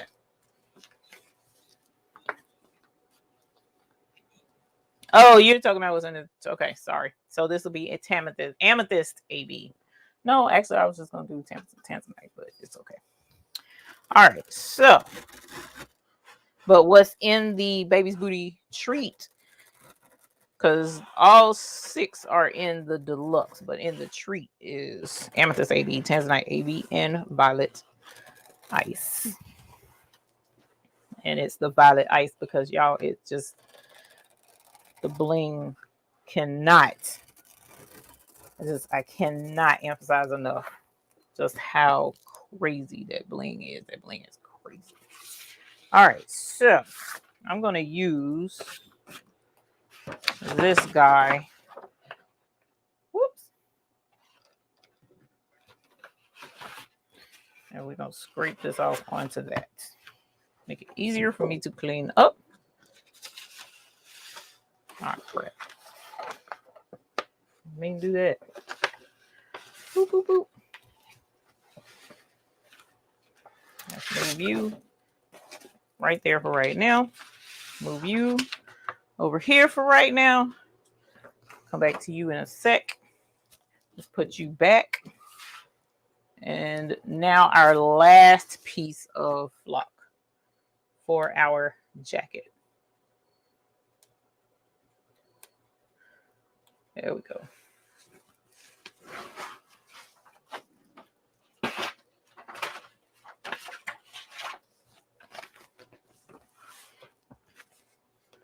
Have he been cut? This is the this is actually the Cricut maker, so that could be why it's cutting a little bit faster too, because it's the maker. I haven't been using with you guys on the show. I haven't been using the Explorer, so that could be it too. All right, now let's put this on up here, and then this will begin our last cut. Actually, you know what? For a more dramatic difference, I'm actually going to stick with tanzanite. I'm going to stick with tanzanite. All right, so this is the bigger part, meaning not the most stones, but it's the outline. So it will show us on the jacket where all the space is going to be. All right. So there's that. Now let's go to our tanzanite, which actually I probably should have threw that what's the face away, but whatever. Tanzanite. No, I don't. Yikes. How do I not have my favorite color in my studio at all times? I don't understand. Okay. Well, tanzanite is one of my favorite colors. It's purple. All right, Prince, do your thug pizzles. So here is our tanzanite. Let's grab this. And we are going to get this. And we are going to move this so that I don't cause myself a problem. Y'all, I'm ready to fight. Woo! Woo! Chef. Wigs is not my thing. Okay. So let's get her going. This is Tanzanite. And I was going to use the Amethyst AB, but Amethyst with Amethyst AB is a more dramatic effect, in my opinion. So I'm going to stick with Tanzanite because the Tanzanite and the Violet Ice play so well together until it's just awesome to see it. So I'm going to do Tanzanite for the outline. The detail is Tanzanite AB. And then, now keep in mind the buy-in is open right now. For those of you who may not know what the buy-in is, we are business wholesalers, business to business for rhinestones. And we're trying to help small businesses make it more affordable to include rhinestones in their products that they offer for sale, right? And thus the reason for having the discussion with you guys today about the different things you can do to, or different ways you can market yourself and your rhinestone business and make money. It's not without its challenges, because you have to know your audience. You have to know your, like, for instance, here in the South, it's all about coupons, deals, discounts. You know, how can I, that's more important than name brand and all that jazz, which is why bootleg stuff was so rampant down here at one point in time. So for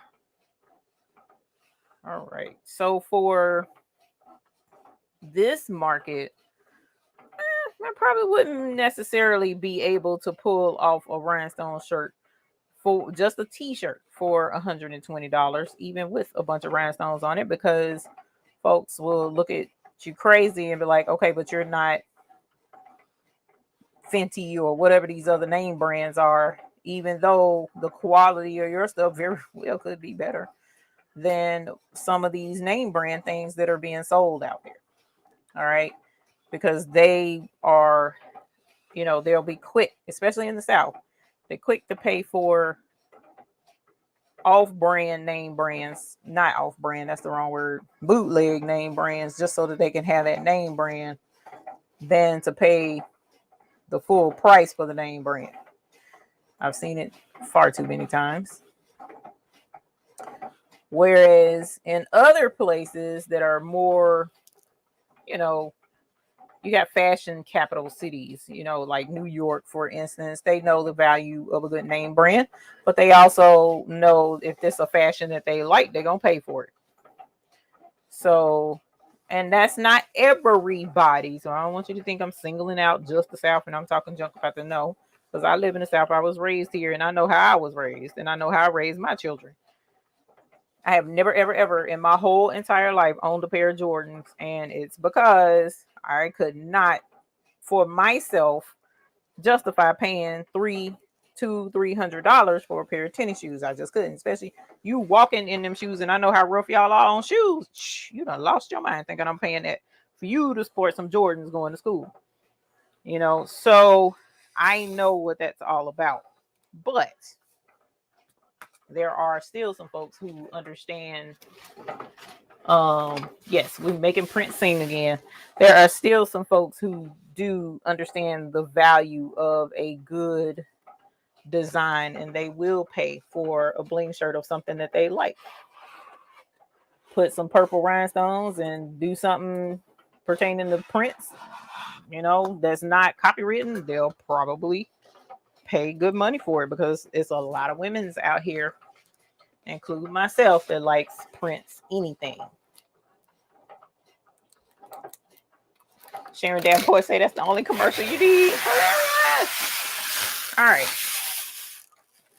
Super big piece of transfer tape. Again, You want good quality transfer tape. This ain't that thin, flimsy stuff that's going to tear you up. This is some nice, sturdy transfer tape. Get it? This is flat. We're going to put it in a U shape. Kind of hover a little bit above it. This is about 3 inches, 4 inches above. All right. I'm kind of centering it as much as I possibly can. And I'm going to go straight down and I'm going to keep going. I don't want to stop because stopping is what gets you jacked up. Okay. So go straight down, boom, and keep going as fast as you can and lay it down. As you saw, it kind of stuck to my hand. And so I got a stone right here that kind of flipped over on me because I hesitated and the static kind of picked it up. But you can, it ain't on. You can kind of push it over, you know, with your fingernail to get stuff in place too. Okay. So again, don't fret. And I'm sorry, I know my light. Let's see if cutting this light off will help. This overhead light. Nope, wrong one. There you go. My bad. That's my overhead light. My bad. Okay, so well, it's hard for me to see, but it'll be all right. So here is the outline of the wing. All right, and here is the details, the inner details right here. That's going to go inside this template. So as you see, it's much longer and a little wider. So let's see how this is going to fit on the jacket, okay? Because this fit almost perfectly. And let's move our Tanzanite AB so that I don't knock it over as I tend to do because that's how things go. And I'm going to move this off to the side so that we'll have it. And let's pick this up. And again, this template, I'm going to put it back on this white sheet that I peeled it off of, but the pink flock rather. I'm going to put this back, the pink flock back on its carrier sheet to store it because I don't have a cutting mat big enough. T-shirt, I generally don't embroider on t-shirts. Generally don't. But if there had to be an option to embroider on a t-shirt, I would probably do a heavy t-shirt, like a Gildan heavy, which would be a 5000 series Gildan t-shirt is probably what I would do. Because t-shirts tend to be thin. Did I put this on the wrong side? I think I put this on the wrong side, y'all. T-shirts tend to be thin, and so when you embroider on them, they'll tend to pucker and whatnot. I mean, it's up to the person how they choose to do it. Okay, but I don't embroider on t-shirts unless it's a very, very, very lightweight design. Only then will I embroider on a t-shirt. All right, I just don't like problems personally. So all right, so let's put this back on. That's the wrong side. This is the right side. So again, I'm just going to stick this and I'm going to leave it on here for the next time. And let's grab the jacket and lay this out so that we can see. Now, because this most recent template was the outline, I could go ahead and press that to the jacket because it's the biggest part of the design that will allow me to center it on the jacket better. Like centering with just the details, it's not as easy to center this because I need to take the whole design into account. So I'm going to wait on that, but I'm going to use the outline to go ahead and get the correct placement on this jacket. All right. So for those of you who may be wondering with that wing design, this is a size, I think she said it was 22. Yeah, this is a 22 women's denim jacket. It's a little big for me, but usually I rock my jean jackets with like dresses and stuff, so it's not that big of a deal for it to be too big. All right, so this is slightly, let me make sure. Yeah, this is slightly going to overlap my seam down here to the bottom. Okay, slightly overlap that. Let me press my jacket out first, and then we will lay it out properly from there. Because again, whether I'm doing DTF, rhinestones, vinyl, sublimation, I like to pre-press whatever it is that I'm putting my stuff on, because glue and water don't mix. So I need to make sure there's no more moisture on this jacket. I cut mine apart and put on each sleeve. Oh yeah, that would have been gorgeous. I embroider on t-shirts all the time. I've learned the secret to success on tees. No, you can definitely embroider on a t-shirt, as long as, I mean, my thing is, a lot of times people want heavy embroidery on t-shirts, like a lot of stitches, and it's just, stitches are heavy.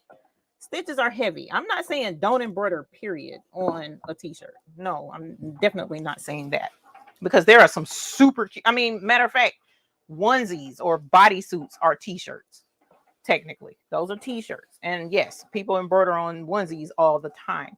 It's that heavy, overly complicated, not overly complicated, but super complicated designs that people like to put on t-shirts, and that's just a lot for a t-shirt.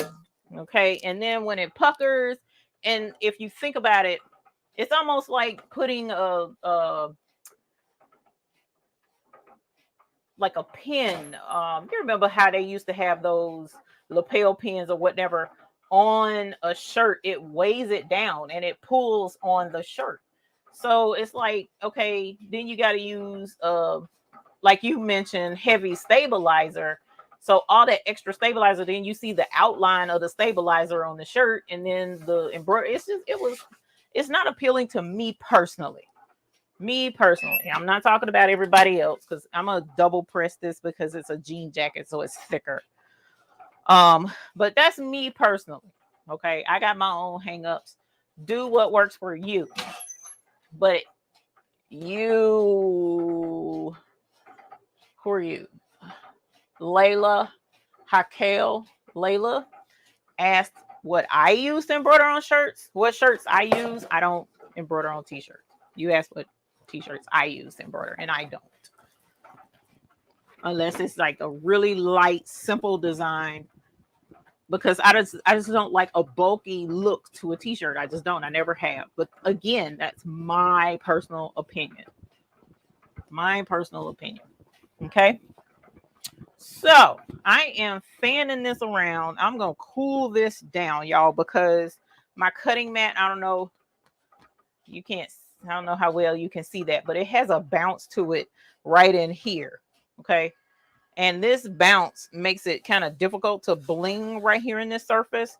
But if I put this hot jacket anywhere else on here, it's gonna bow like this section did. And this is more like a permanent bow. I don't want to bow the rest of my mat, and that's annoying. So I'm fanning this jacket around to cool it off all the way down before I lay it down for us to bling the shirt. Okay.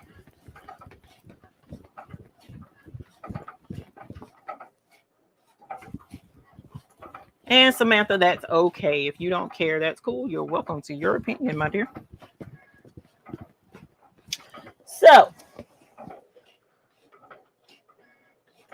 did that to one of mine too. Your mat, yeah, that heat just, it ruins a good cutting mat. Okay. All right. Look at how gorgeous this is. Absolutely love it.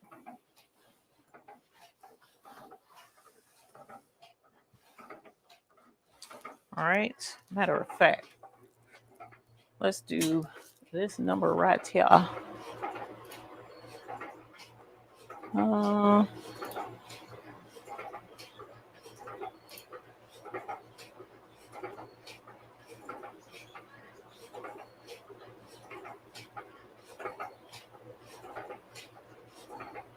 Interesting. Why do I not? see that. You must already did it. Okay.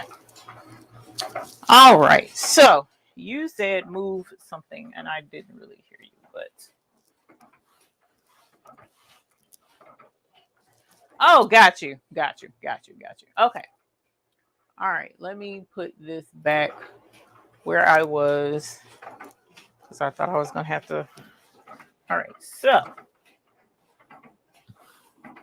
trying to lay this out as straight as possible so we don't have too many issues. And that's the other thing I love about doing rhinestones, because the transfer is sticky, so it sticks in place once you lay it where you want it to go, and I love that.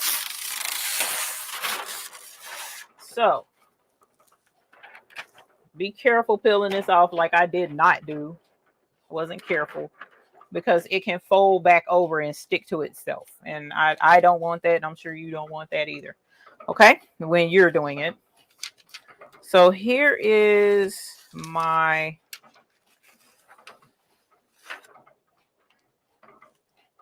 I get that. I get that. It just makes it difficult to reach. All right, so here is. All right, I need to make sure this is centered, and it's hard to tell. It's almost, but not quite. All right, so yeah, no, not at all.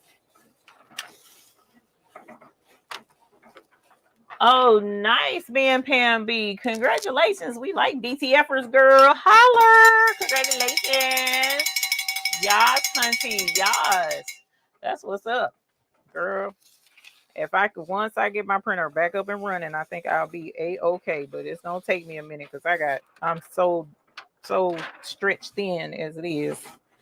It's like, bruh, and about to be stretched even thinner. I'm so excited.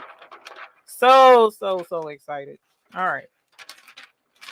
Okay. So thank you. All right. Much better. Let's come over just a smidge. Nope, went over too far. Dag nabbit. I was fine where I was. Okay, that's too far up.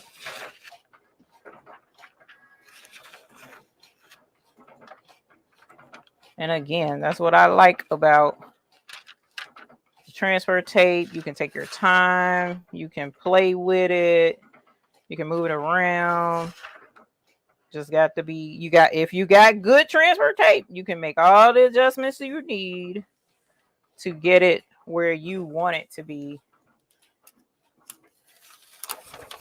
And to get it looking good. Good night, Taryn. There's no worries. It's no worries. You know that. I appreciate the time that you did take to spend with us. All right, y'all. Okay, so I think I'm pretty much good to go. I'm gonna double check one more thing. There we go. That's what I want to see. I'm centering, because the stones that are on each edge, I know it's hard for you to see, and one of these days I'll be able to zoom in on stuff, but it's like just one stone just over on either side, so I know I'm even on this design. Okay, so here is the tanzanite rhinestones on the back of the jacket. This is the wing outline. Okay, and it's from up here to down here where you see my finger going back and forth. So it's a good, nice, layout for it. So we're going to move the tape, and I'm going to put this over on the heat press, and I am going to go ahead and press this. Okay, since I have time, and the other is cutting. Let me slide out my thing. I'm making my life difficult for no reason. All right.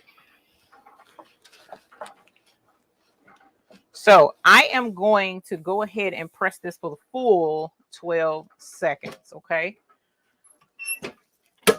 On Tilly, and I would move the camera over to Tilly, but it goes so quick, and from what I understand, the view under Tilly is kind of dark, so I'm gonna fix that so that you guys can watch the press better.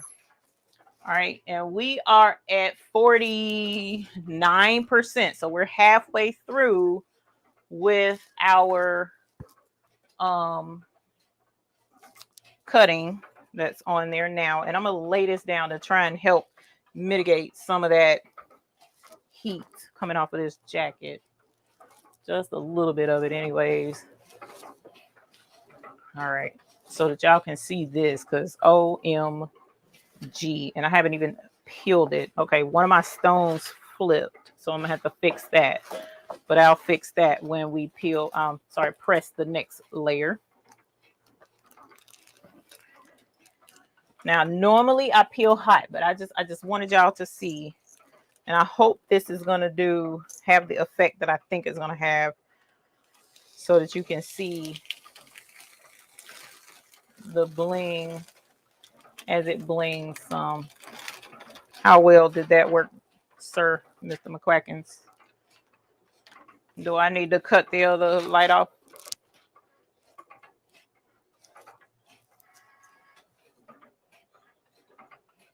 So here is just the outline.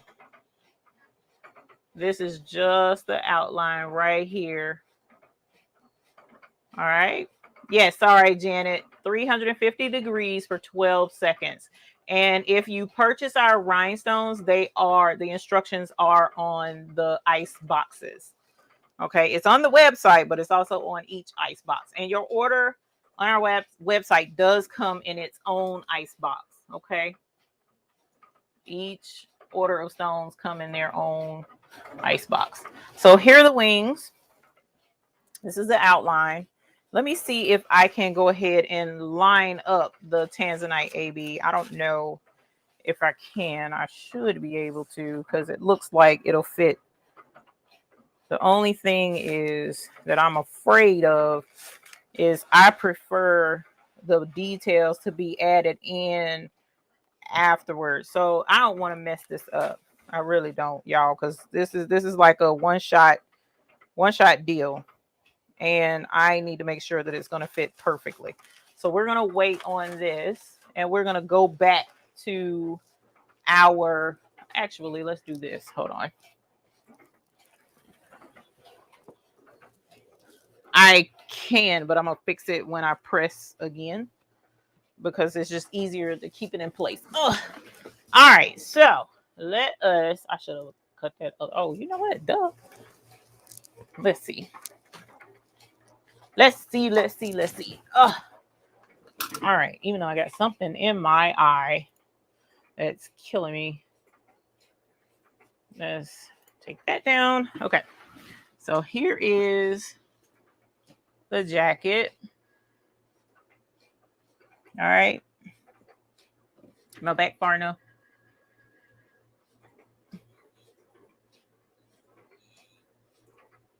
This is Tanzanite. This is the Tanzanite, okay? And this is only part. This is one part of 3 parts. Right? And we're at 57% of the fill in. So I'm super excited for y'all to see the violet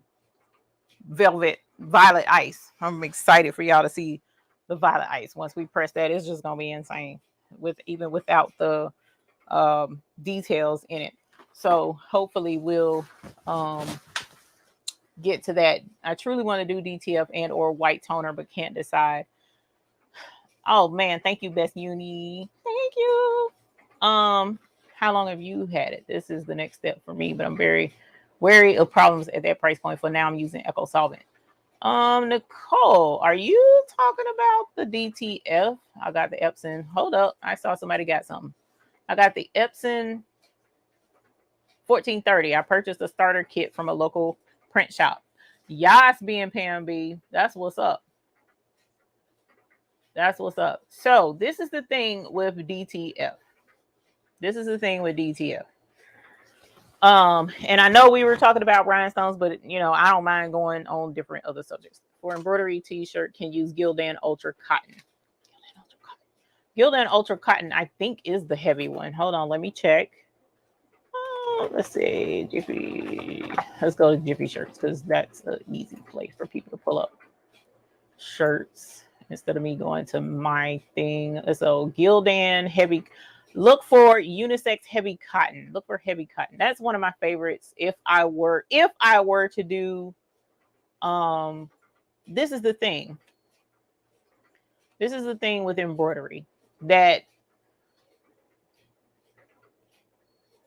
it's no worry, Sheila. Hi, Sheila Cushionberry. This is the thing about embroidery, as was mentioned earlier. Hold on, let me, because you know I like to refer to what I was referring to or the person I'm referring to. Okay.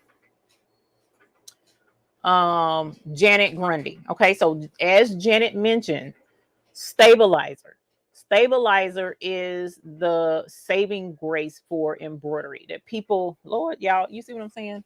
I just looked up at my hair and was like, oh my God, what in the world? I don't even know what I did with it, y'all, because it was like all in my eyes.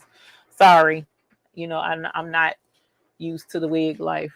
So this is new to me. But at any rate, whatever, I don't care. So as Janet pointed out, stabilizer is the saving grace. Stabilizer is the whole foundation for embroidery, no matter what you are embroidering, with the exception of hats to a certain degree, and heavy like denim. With denim jackets, you almost can get away with no stabilizer, almost. And in some instances, the heavier the denim, you actually can get away without using stabilizer. But stabilizer, as I have told people in classes and whatnot, stabilizer is almost like, you know, a net. When you're trying to catch, you know how the firemen say, here, jump out the window and we'll catch you in this big net. Okay. If I'm a healthy woman, earthy woman, I'm earthy. I'm not, ain't no, I likes to eat. No denying that. So if I'm looking down 3 stories and I see this little flimsy fishing net and they're holding that out, I don't know that it's going to comfortably catch all of this beauty. I don't know that for sure. And I'm going to be a little wary. I'm not kidding. You know, I might have to pause and think on that thing just a little bit before I take that kind of a jump. Because the catching net needs to fit the circumstance of what it's going to be used for. All right. They need to have a little bit more oomph to their net or to their whatever it is that they're catching me with to make me feel comfortable and know that I'm going to fall safely and be caught safely. Almost like a fishing net. If you're going to go catch a shark, you're not going to use just your regular thin, flimsy fishing net, like the little net that the kids use at the beach. You want something that's going to have the stability and be able to capture and hold what it is that you're going after. Sharon Davenport, have a good night, my dear. So likewise, stabilizer, the lighter the the lighter the embroidery design, you know, like 1,000 to 10,000 stitches, maybe. That's not a whole lot of stitches. So the lighter the stabilizer, the lighter the embroidery design, the lighter the stabilizer you can use with whatever project it is that you're working with. That's why I'm saying a lightweight embroidery design on the t-shirt is great because you can use that thin mesh stabilizer on the back. You don't see that bulky stabilizer on the back of the t-shirt, and it'll look great. It'll wear great. It'll feel great. Okay. But if you're doing like a super heavy, super dense embroidery design to Tommy Field all the way in on a lightweight t-shirt, you're going to need to bulk up the stabilizer. And a lot of times that will show on the back of a t-shirt. But if you're using a Gildan heavy cotton t-shirt, heavy cotton, the name is telling you that's a thicker cotton. It's a thicker, heavier type of t-shirt. So even if you did have to bulk up the stabilizer, it won't show as bad, or it'll also hold more stitches a lot better without weighing on the t-shirt. Okay. So That's why I'm suggesting heavy cotton. But again, a lot of it depends on whatever it is that you're embroidering on that t-shirt. If you're going to embroider just a monogram, a lightweight line filled in monogram, girl, you and I be doing rock, paper, scissors to see who jumps, because we about the same. I know, right? If you do a lightweight monogram on a baby onesie, a monogram about so big or whatever, you don't need a heavy t-shirt. But if you're going to do like a heavy filled in design, you're going to need a heavier t-shirt. So a lot of it depends on what embroidery design you're putting on it, my dear. And making sure that the shirt is comparable in weight to the embroidery design that you're trying to put on it. If it's a heavier embroidery design, go for a heavier t-shirt. If it's a lightweight, airy design, then go with a lighter t-shirt. Let's look at what that could look like, okay? Because I know sometimes it can seem like talking in riddles or whatever, but let's see if I can't pull this up and give you a good example.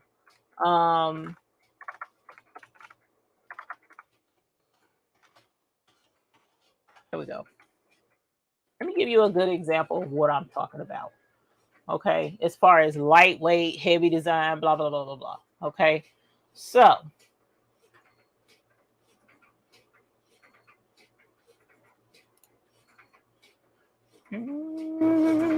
for instance, this is, oh my gosh, I absolutely love this website.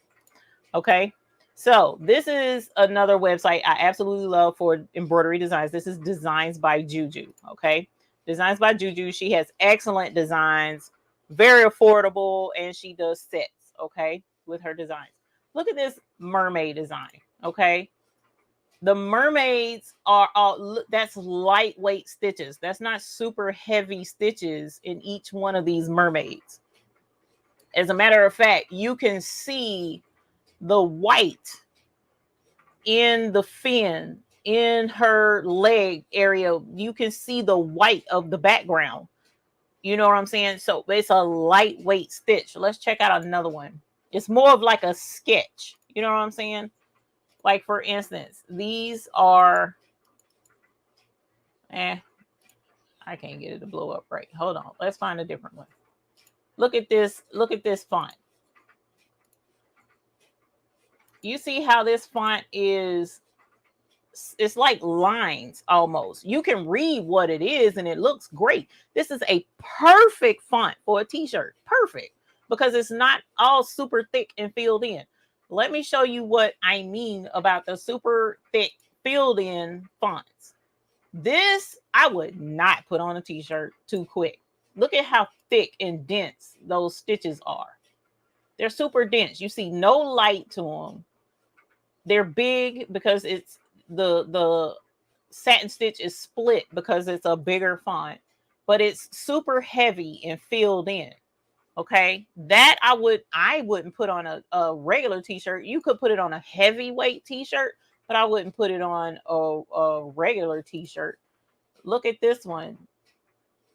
The rose, the inside of that rose and the leaves are more like a sketch and filled in. That could work good on a t-shirt, but the letter itself, that's kind of a lot of heavy stitches. I could put this on a t-shirt.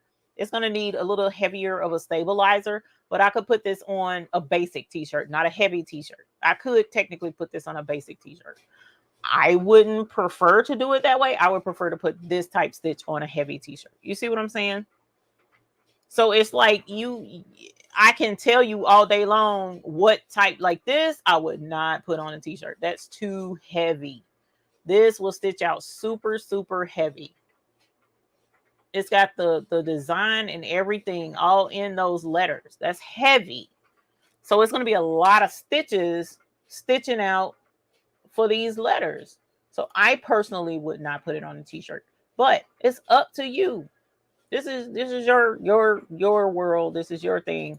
And you know, I'm going based off of experience myself in doing t-shirts. I know how to embroider on t-shirts. I know how to embroider on knit fabrics. I've done it many times over many years.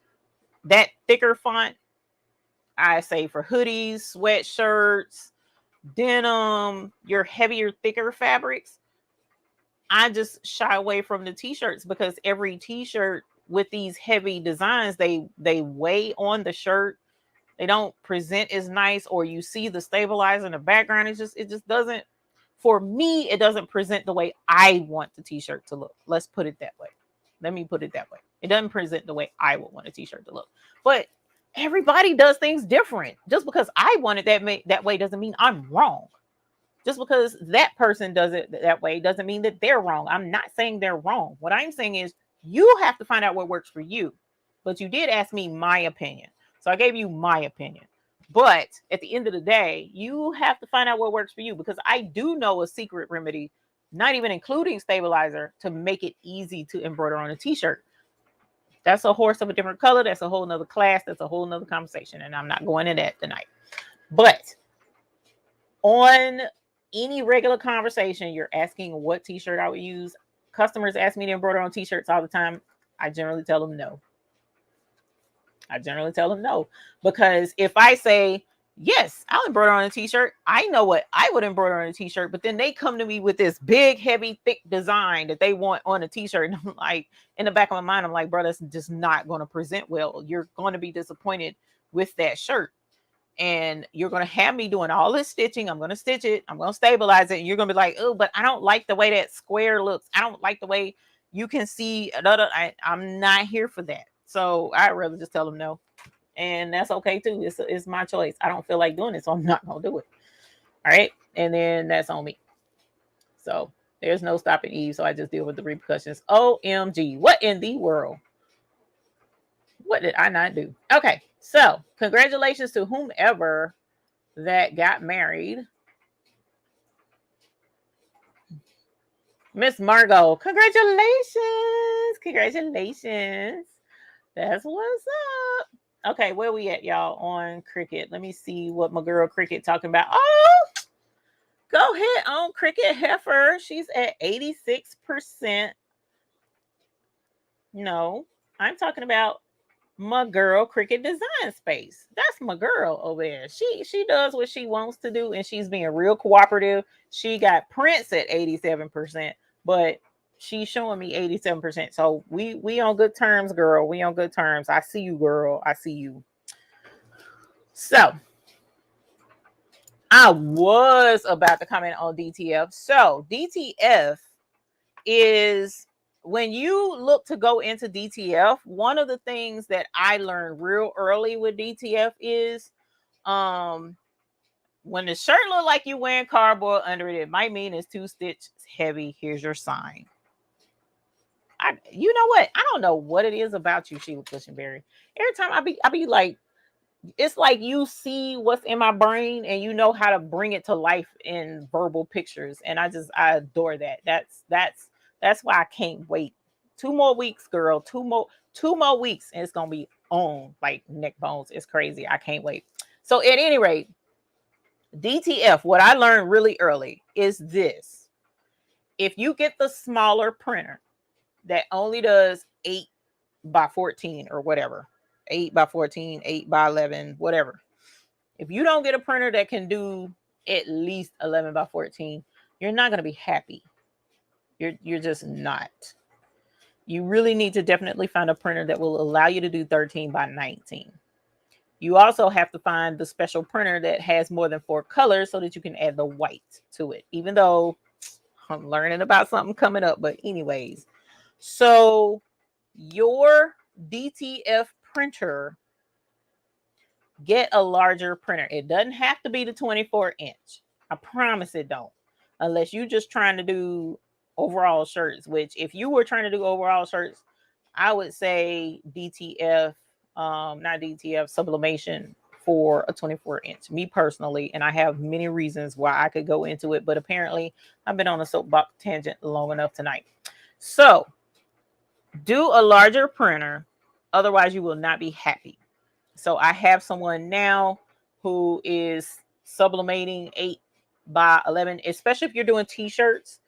It's just people designs, they want the larger designs on the shirts, y'all. They really do. So if you can swing for bigger, that's what I would do. But DTF if you're doing t-shirts, especially for t-shirts, y'all, especially for t-shirts, and this new thing with Caesar, where you can print with your own printer and put it on a shirt, that's awesome. It's still restricted to 8x11. So a lot of times, you know, you come up with this design that's totally awesome, but you want it bigger, or the customer wants it bigger. That's the part that kind of sinks the ship, so to speak. So make sure you go larger. But DTF, the end all be all for right now, in my opinion, the answer, the holy grail to t-shirts, DTF. Period. It really is. You don't have to worry about cotton versus polyester. You don't have to worry about it only being white shirts. You can use it on cotton or polyester. You can use it on pants, hats, shirts, sweatpants. Yeah, you can use it on a wide variety of stuff. Doris, welcome to the family. Holler. Yes, hunty. Yes.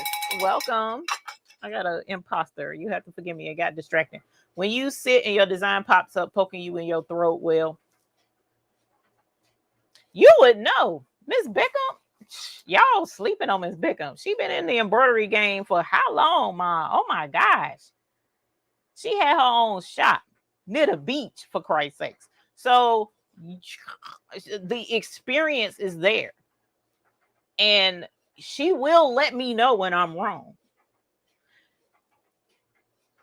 This has been something I've been saying a long time about t-shirts. I've said it multiple times. And again, just like with using cardstock to cut your rhinestone template, that we're at 96%, by the way. But just like using cardstock to cut your rhinestone template, just because you choose to use cardstock, that doesn't mean I'm saying you're wrong for using it. What I'm saying is, if you really sit down and crunch the numbers, buying cardstock and cutting your templates versus buying rhinestone flock and cutting your templates, you're paying more up front, but it's going to save you a lot more in the long run. But that's your choice, boo. I'm not saying you're wrong. But I have not been placed here on this planet to judge people. So please don't take what I'm saying as the end all be all. Just know that it's my personal experience. And that's why I say what I say. I'm only speaking from experience. How expensive is DTF? Janet Rachel Grundy. DTF can be pricey, but it depends on how you approach it. Okay. So there's two ways to approach DTF. All right. My favorite way to tell people to do DTF is to find someone who prints transfers and buy them from them for yourself. That's the best way. The reason why I'm saying that is you don't have to worry about buying a printer, which will run you about about $1,500 to about $3,000, sometimes more, but on the lower end, about $1,500 to $3,000. You don't have to worry about your inks. With your inks, we already know the best place to source inks. That's Big Boy Inks. But and they're very affordable, so you don't have to worry about that part with the inks. Inks aren't like white toner, where the one white toner cartridge in white is like $600 to $800. You're not dealing with that type price range with DTF at all. You don't have to worry about the inks. You don't have to worry about the maintenance, because DTF is very labor intensive as far as maintenance is concerned. You have to maintain that machine on at least an every other day basis. And I honestly really don't like telling people anything less than every day. It is that important. Good night, Laverne. It's that important, because that white ink, especially, it settles and it gums up your systems. So you have to keep that flowing unless you buy a recirculation machine. And if you buy a recirculation machine, that costs. That's an additional cost. Okay. Then you got your film and your powder, which isn't very expensive. Then you need a heater, a way to cure your templates or your transfers. So that's another cost incurred, is a way to heat your stuff. And then once you get all of that, you're pretty much good. Just like Prince, he's good right now because he's done. And just like my girl Cricut, she's good because she's done. So let's go ahead and switch over to the cutting table. because what we're going to do is we are going to go ahead and bling this last part with our violet ice. Okay. Yeah, watch out, puppy, because technically you ain't supposed to be in here. All right. So let's move this out of the way because we're done with heating that part for right now. Okay. Now let's pull the mat off of prints and set this right here for right now. And I'm going to move this. No, actually, I'm going to leave this over here. And I'm going to grab that. Okay, so here is the detail part. And I'm going to set this right up here so that we can see it. And it's in line of sight. And I'm going to put our jacket right here. And let me reset Tilly and make sure Tilly don't cut off on us because it's been a minute. All right. And so now let us peel our template from off of the mat. And again, this is the part with the most stones, okay? This is the part with the most stones. So no sparing expense. We are going to go with our violet ice so that it will give us the wow bling factor that we're going to be looking for. All right. Man, I stuck this down hard on the mat. I shouldn't have pressed that hard. Okay. Just stretching my flock. And I don't want to rip holes. All right. All right.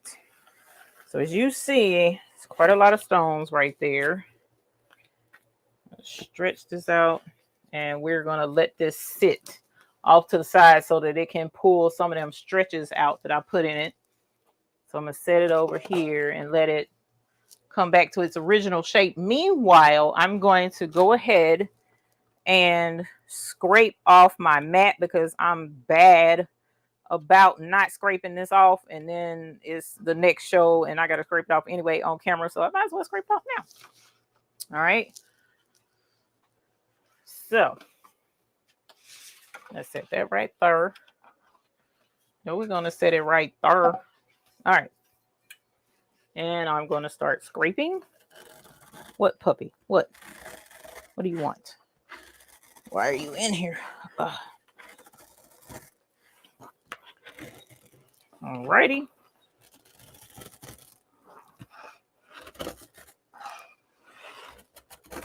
Oh, you tripping. All right. There we go. Yes, hunty. Yes. All right. Scrape that right on off. And now I can hang my mat over off to the side on its hook in its home. Okay. Now, I'm going to take this to the trash can because I'm going to store my rhinestone flock template back on this where it originally started. So give me a sec to run to the garbage can and throw this away. I don't care about you flomping. All right. Oh man, some of them dots still stuck. Okay. So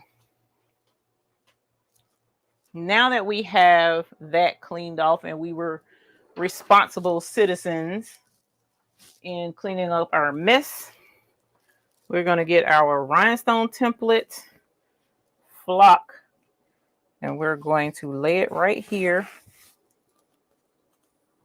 And some of these did not peel. Let's see. Uh-oh. It's on the same side or opposite side. It looks like it's the same side. I'm not worried about it. I'm just going to lay them on there where they belong. Okay. So here is our main part. Good night, Sonia. You get some rest, my dear, because one thing's for certain. I can't help you work that shift, girl. So you go ahead and get your rest. I'm going to grab a swallow of my iced tea from Bojangles. And then I am going to grab my violet ice. What did I do with my container? There you are. All right, you guys. So this is going to be, anytime I cut out my template, I have to spend an hour releasing circles that didn't cut all the way through. What are you doing differently? Kelly, what machine are you using? What machine are you using? Is it Cricut or is it the Silhouette? Pour some of these out of this container. That should be enough. And let's bring this out because I don't want the whole thing over here. All right. So if you're using it doesn't matter what you're using actually, Kelly. This is the thing. If it's not cutting all the way through, increase the pressure. So if you're using Cricut, like for instance, I cut mine on the Cricut Maker, not the Cricut Maker 3, but the Cricut Maker before that. And I cut it out on medium cardstock. Okay. So now there were a couple of circles that didn't quite cut all the way through. I think that's because of my dirty mat, but for the most part, all of the circles cut through. So I'm okay. But if I had well more than that, if I have more than 10 circles that don't cut all the way through, increase the pressure. So instead of medium cardstock, heavy cardstock. Or there is an option on Cricut where you can say more pressure. You see what I'm saying? Because this is the thing. If you get a pair of scissors to cut a piece of cardboard and the scissors don't cut the cardboard, I mean, it's not the scissors' fault because the scissors, they do what they're supposed to do for a sheet of paper. But for cardboard, that's not what that particular pair of scissors was made for.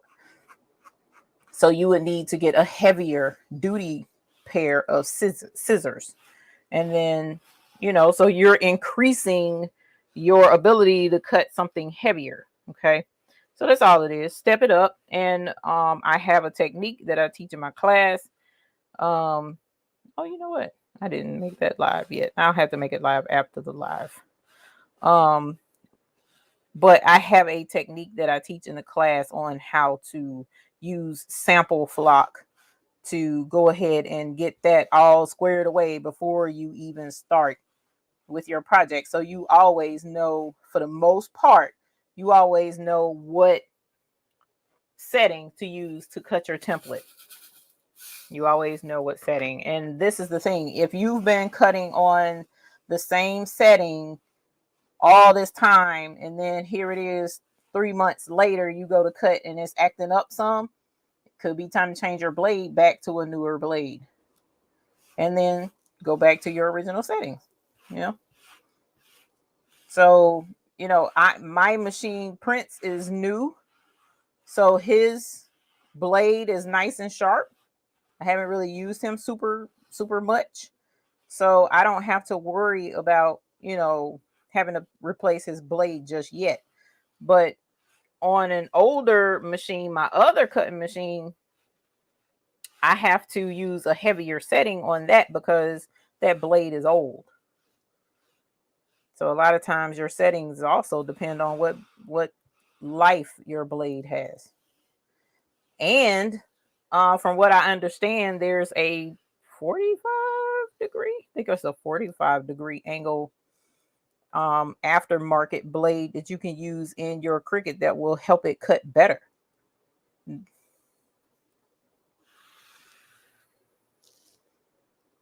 So for me, I use the regular blade. I don't use any special blade for my machine, but I was watching, I want to say it was Making with Marilyn. No, it wasn't. Well, it was either Marilyn or Shanita Nicole, Do Dream On.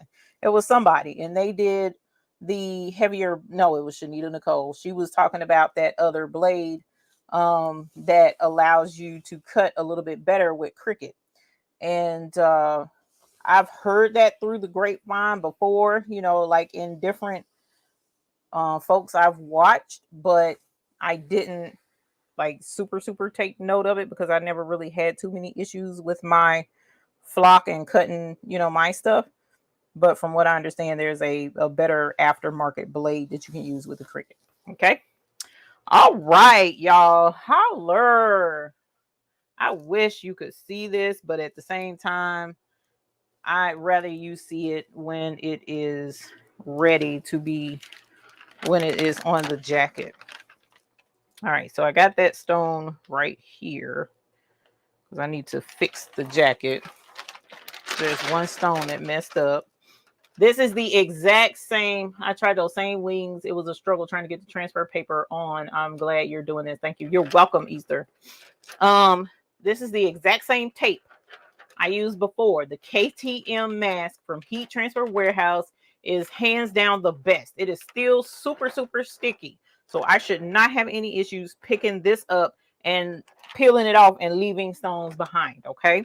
So same principle. I'm going to go U-shape in the middle. I'm going to go straight down. I'm going to commit and I'm going to keep going, and I'm going to come on my fingertips this time so I don't have it stuck to me like I did the last time. Okay, so straight down, we're gonna go. We're not gonna stop. Boom, just like that. And pick these up. Just smooth it over, you know, massage it a couple of times, make it feel good so that the transfer knows, oh my gosh, we love rhinestones. Yes, we do, girl. Don't you feel it? Don't you feel how much we love these rhinestones? That's how you do. Massage it just a little bit, and then you should be ready to pick these up. Now, what I'm going to do is clean up my mess a little bit before we go, because these violet rhinestones, y'all, as beautiful as they are, there's a reason that they look this good, because they are premium, super, super premium. Okay. Super premium. Our stones are premium, but these are like super premium. So I got to put them up. All right. So here's our wings. Okay. Looking absolutely stunning. So I'm going to peel this. Now, if you go to peel this and it does not come up, if all of your stones don't come up, which I'm using KTM mask, so I don't have to worry about that unless I've used this over 6 times. But if they don't come up, no worries. Just slide, roll it back in place and massage it a little bit more over the stones that did not come up, and then peel it off again. Okay. But like I said, we don't have to worry about that because we're using KTM mask, which is why every single stone came up off of that transfer from Heat Transfer Warehouse KTM mask. The link is definitely in the description. I made sure of that. Okay. There's a rogue stone. I'm going to have to put that up. I'm going to peel this off so that it does not interfere with anything we get ready to do. Okay. So let's grab this and lay our jacket down. Okay. Just lay our jacket in place. And like I said, I have 2 more layers to do, but the outside layer is done. So that's why I did that first, so that I could line everything up just so. And now we're going to put our main layer with the most stones down now. Okay. So we're just going to line this up in harmony with the design. And all I'm going to do is just pay attention to where these are all lining up.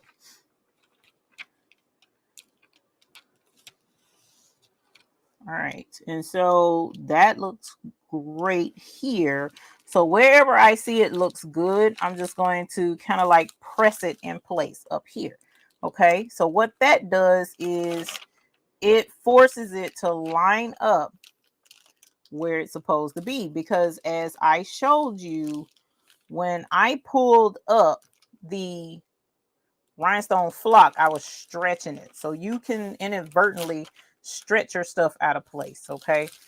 But up here, it's perfect. So down here, it looks like it's out of line.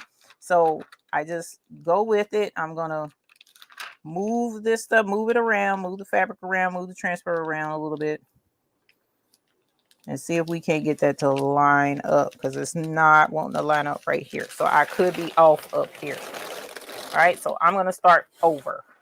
see, don't get frustrated, y'all. If stuff ain't lining up, don't get frustrated. Just take your time. You move this up some so that you can see better. Where can I purchase this template? The link is in the description. It is at Rhinestone Mechanic. It's at the Rhinestone Mechanic. And I also put the link in the chat earlier. So I don't know if you have access to that, but you can check that as well, especially if you're watching the replay. Okay, so. And then the other thing that could help, if you're still having trouble lining up a rhinestone design, you can also cut your transfer tape. You also can cut sections of your transfer tape. What do I mean? Like, for instance, let's cut this one. Just to save myself a little bit of stress, just a little bit. So I'm going to do this right here.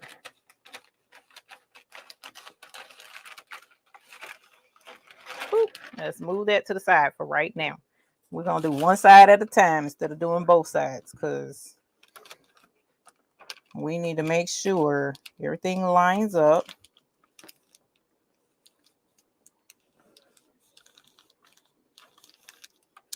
All right, because I don't want overlapping stones. And sometimes it's easier to work with. Okay, that looks much better. So I was down too low. There we go. Oh wow, that I was too high up, I think. Let's see. Because this looks great in here. And for me, it's the most important part. How are you?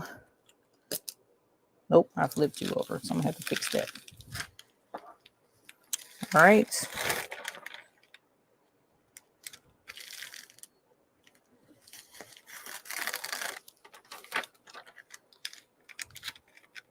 And sometimes, that's why I said you have to play with some stuff sometimes. Sometimes things just don't want to cooperate with some designs, especially if you stretched it out of place. All right, so we're going to actually stretch the fabric to get that to line up the way it's supposed to, because there we go, because I stretched it on the mat. Okay, so that's you. Now let's get you. So down here is perfect. So we're going to get you where you need to be.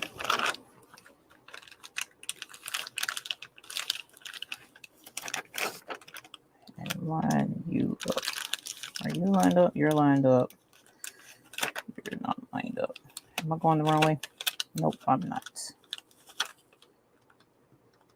Okay. So, multi-layer designs. Good night, Janet. All right, there's one side. And I need to check stones on the other side. Meanwhile, let's come back to this. No, that was too low. That's right. Line it up from the middle instead of the bottom. And then everything else kind of fits in place.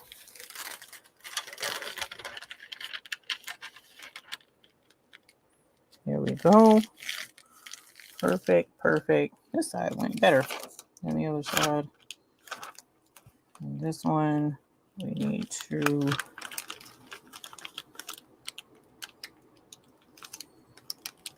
come over some, stretch this some, and there we go. All right. Woo! Y'all. Well, I tell you, sometimes your fabrics and your, sorry if my hair is in the way, my luscious is in the way. There we go. Sometimes you got to manipulate the fabric depending, especially if it's a tight fitting design. Okay. So we got that. And then we got to come back and fill in the innards with the Tanzanite AB. So let's go ahead and press this. Alrighty. And again, I can't get Tealy on camera, but we'll work on getting that situated. Okay. So under the heat press we go, and we're going to press it for the 12 seconds. Firm pressure, 350 degrees. Oh, let me get my pads. All right.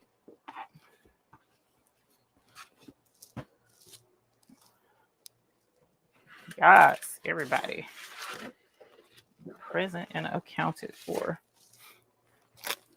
Okay. Wow.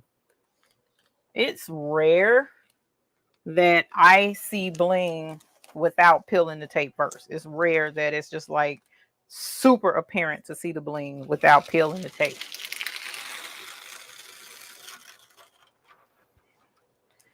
But the big reveal of seeing rhinestones once I peel the tape for me is like my wow factor for myself whenever I'm doing a jacket. That purple turned out so freaking amazing. Oh my God.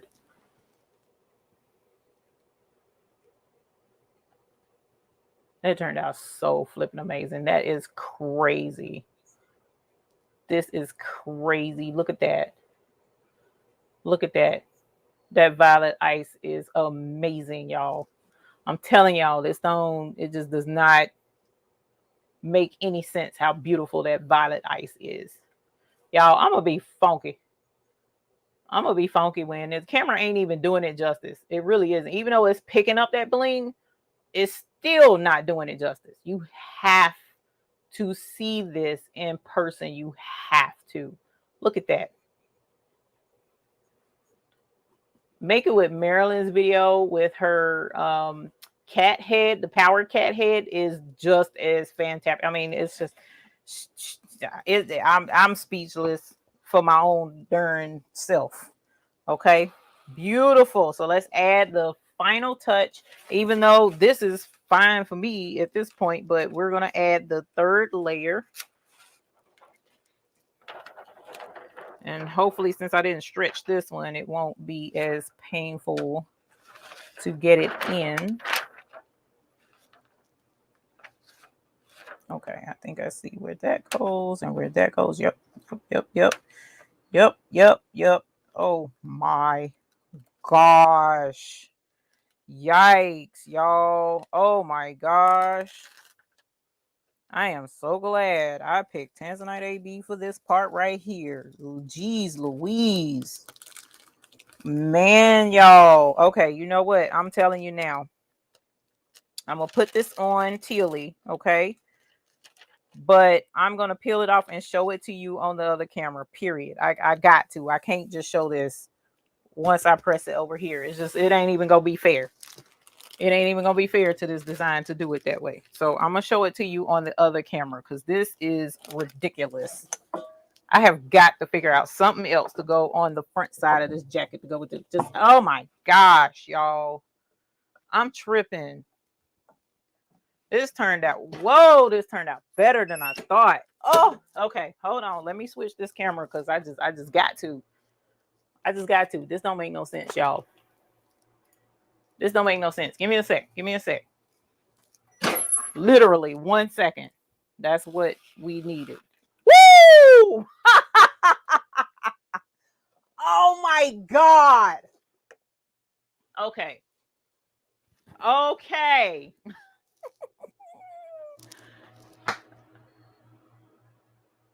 Are you ready? Are you ready? I don't think you're ready. I don't think you're ready. If you're ready, put purple power in the chat, because that's the name of our baby's booty trove. It's the baby's booty purple power. Please put purple power in the chat, because you have got to see this. Oh my gosh. Okay, you got to see this. Purple power in the chat. Purple power. You got to let's show it right. Let's show it right. Let's show it right. Let's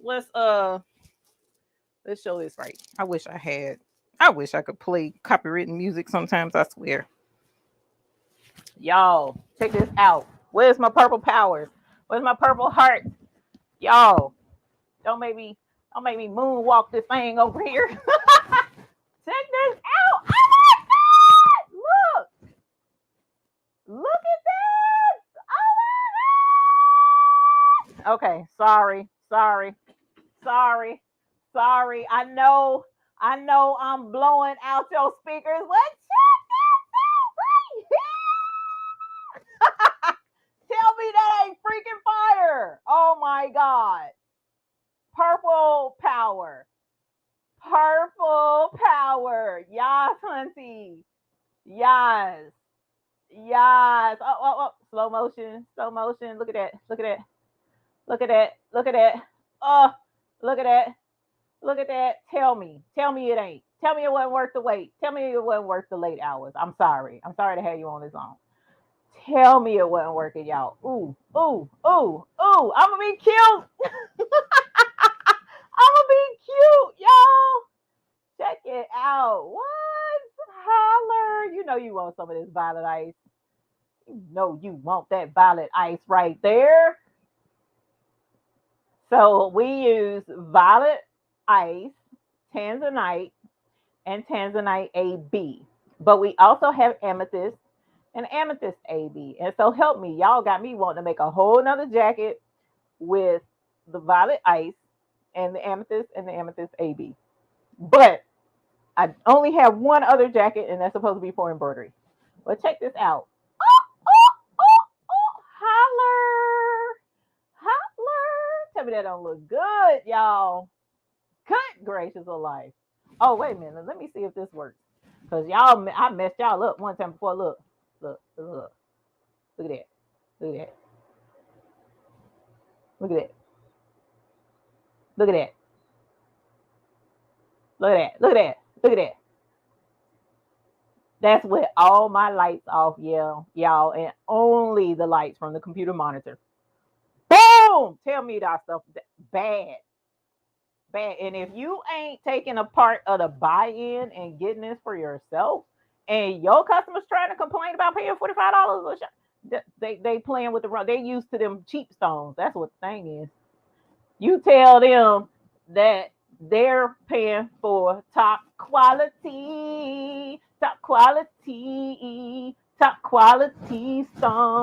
Boom.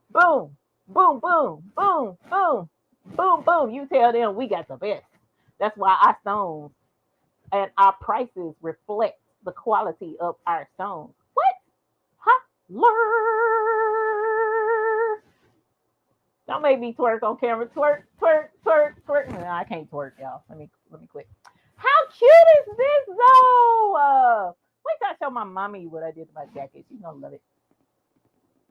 Even though she might be like, you ain't no angel. I don't even know why you put that on. I'm gonna be like, Ma, ain't it cute? Ooh, I'm cute, not sparkly. Nice. I love this, y'all. Okay, let me quit playing. Let me quit being silly. Let's cut some lights back on so that y'all can see me. Oh, cut them back off. Okay. I'm glad you like it. Y'all, the buy-in is on right now. It just started last night. So, violet ice is the hottest, the newest, what we have to offer in our buy-in. The buy-in is we all go in together and buy our stones in bulk at business wholesale prices. And you guys get them in their adorable ice box containers because our stuff is so icy. It's just so icy. So this is our new violet ice.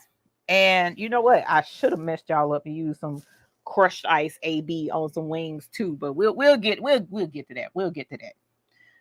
Matter of fact, you do yours with crushed ice AB because it's gonna be even fire just like this one. But the violet ice, y'all, that violet ice is nasty.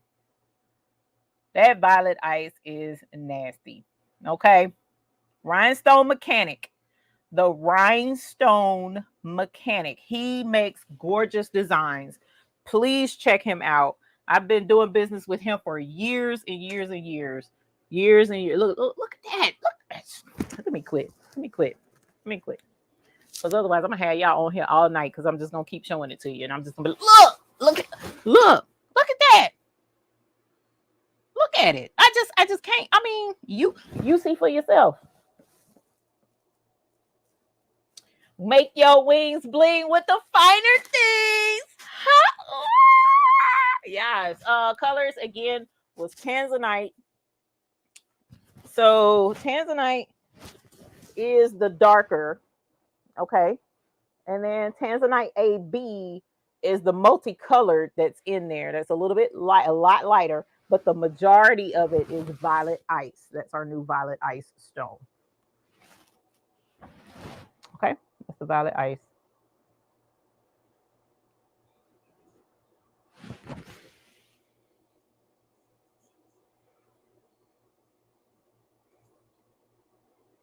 This is crazy, y'all. I can't even stop looking at it. I just can't. It's just so pretty. It's so pretty. Okay, now I was told to show y'all the hearts I did the other day.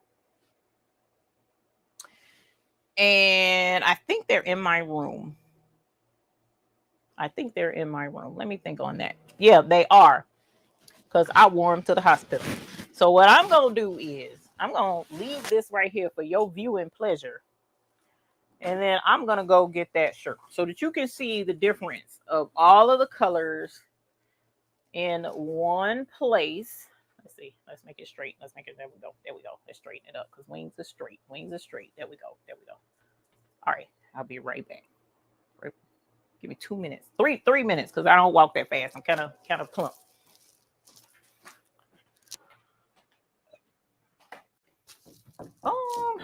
Let me do this before I disconnect. Hang on.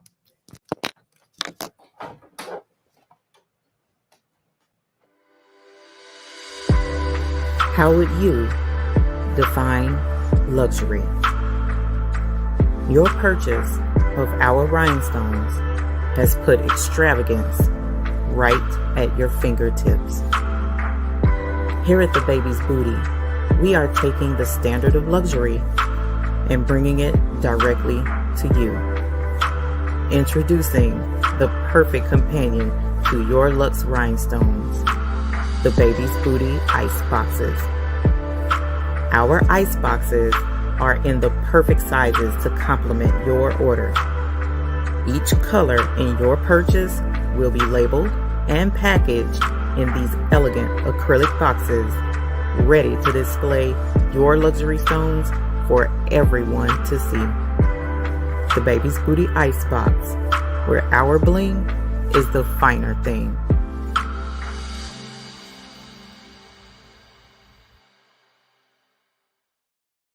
All right.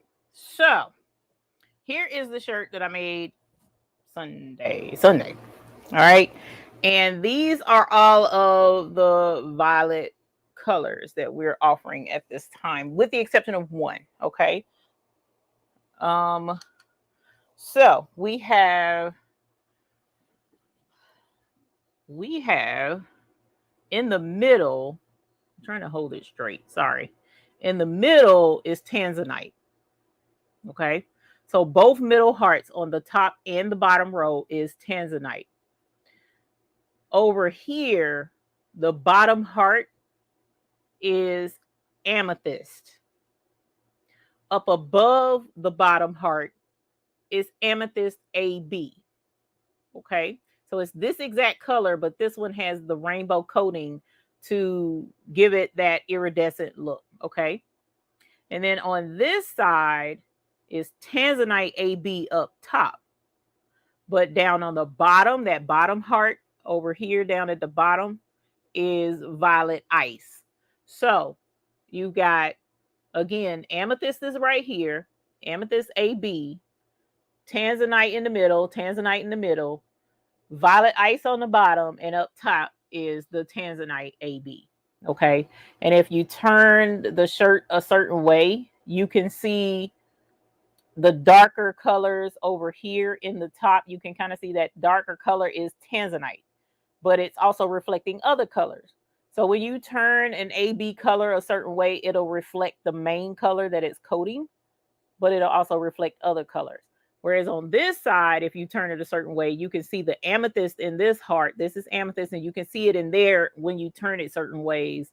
And you also can see the other colors reflected with the AB coating. Okay. So again, one more time, we've got, and I'm trying to hold this straight. It's not, okay, there we go. So amethyst AB. In the middle is Tanzanite on the top and the bottom. And then on this side is Tanzanite AB at the top, and down at the bottom is the new violet ice. Okay. So these are the new colors. And the Baby's Booty collection. So the deluxe collection also has the light amethyst. I don't have light amethyst on this shirt, but the Baby's Booty deluxe collection also has light amethyst as well. But the Baby's Booty treat, Purple Power treat by Baby's Booty is the violet ice and the amethyst AB and the Tanzanite AB. All three are new colors for us to you. Okay.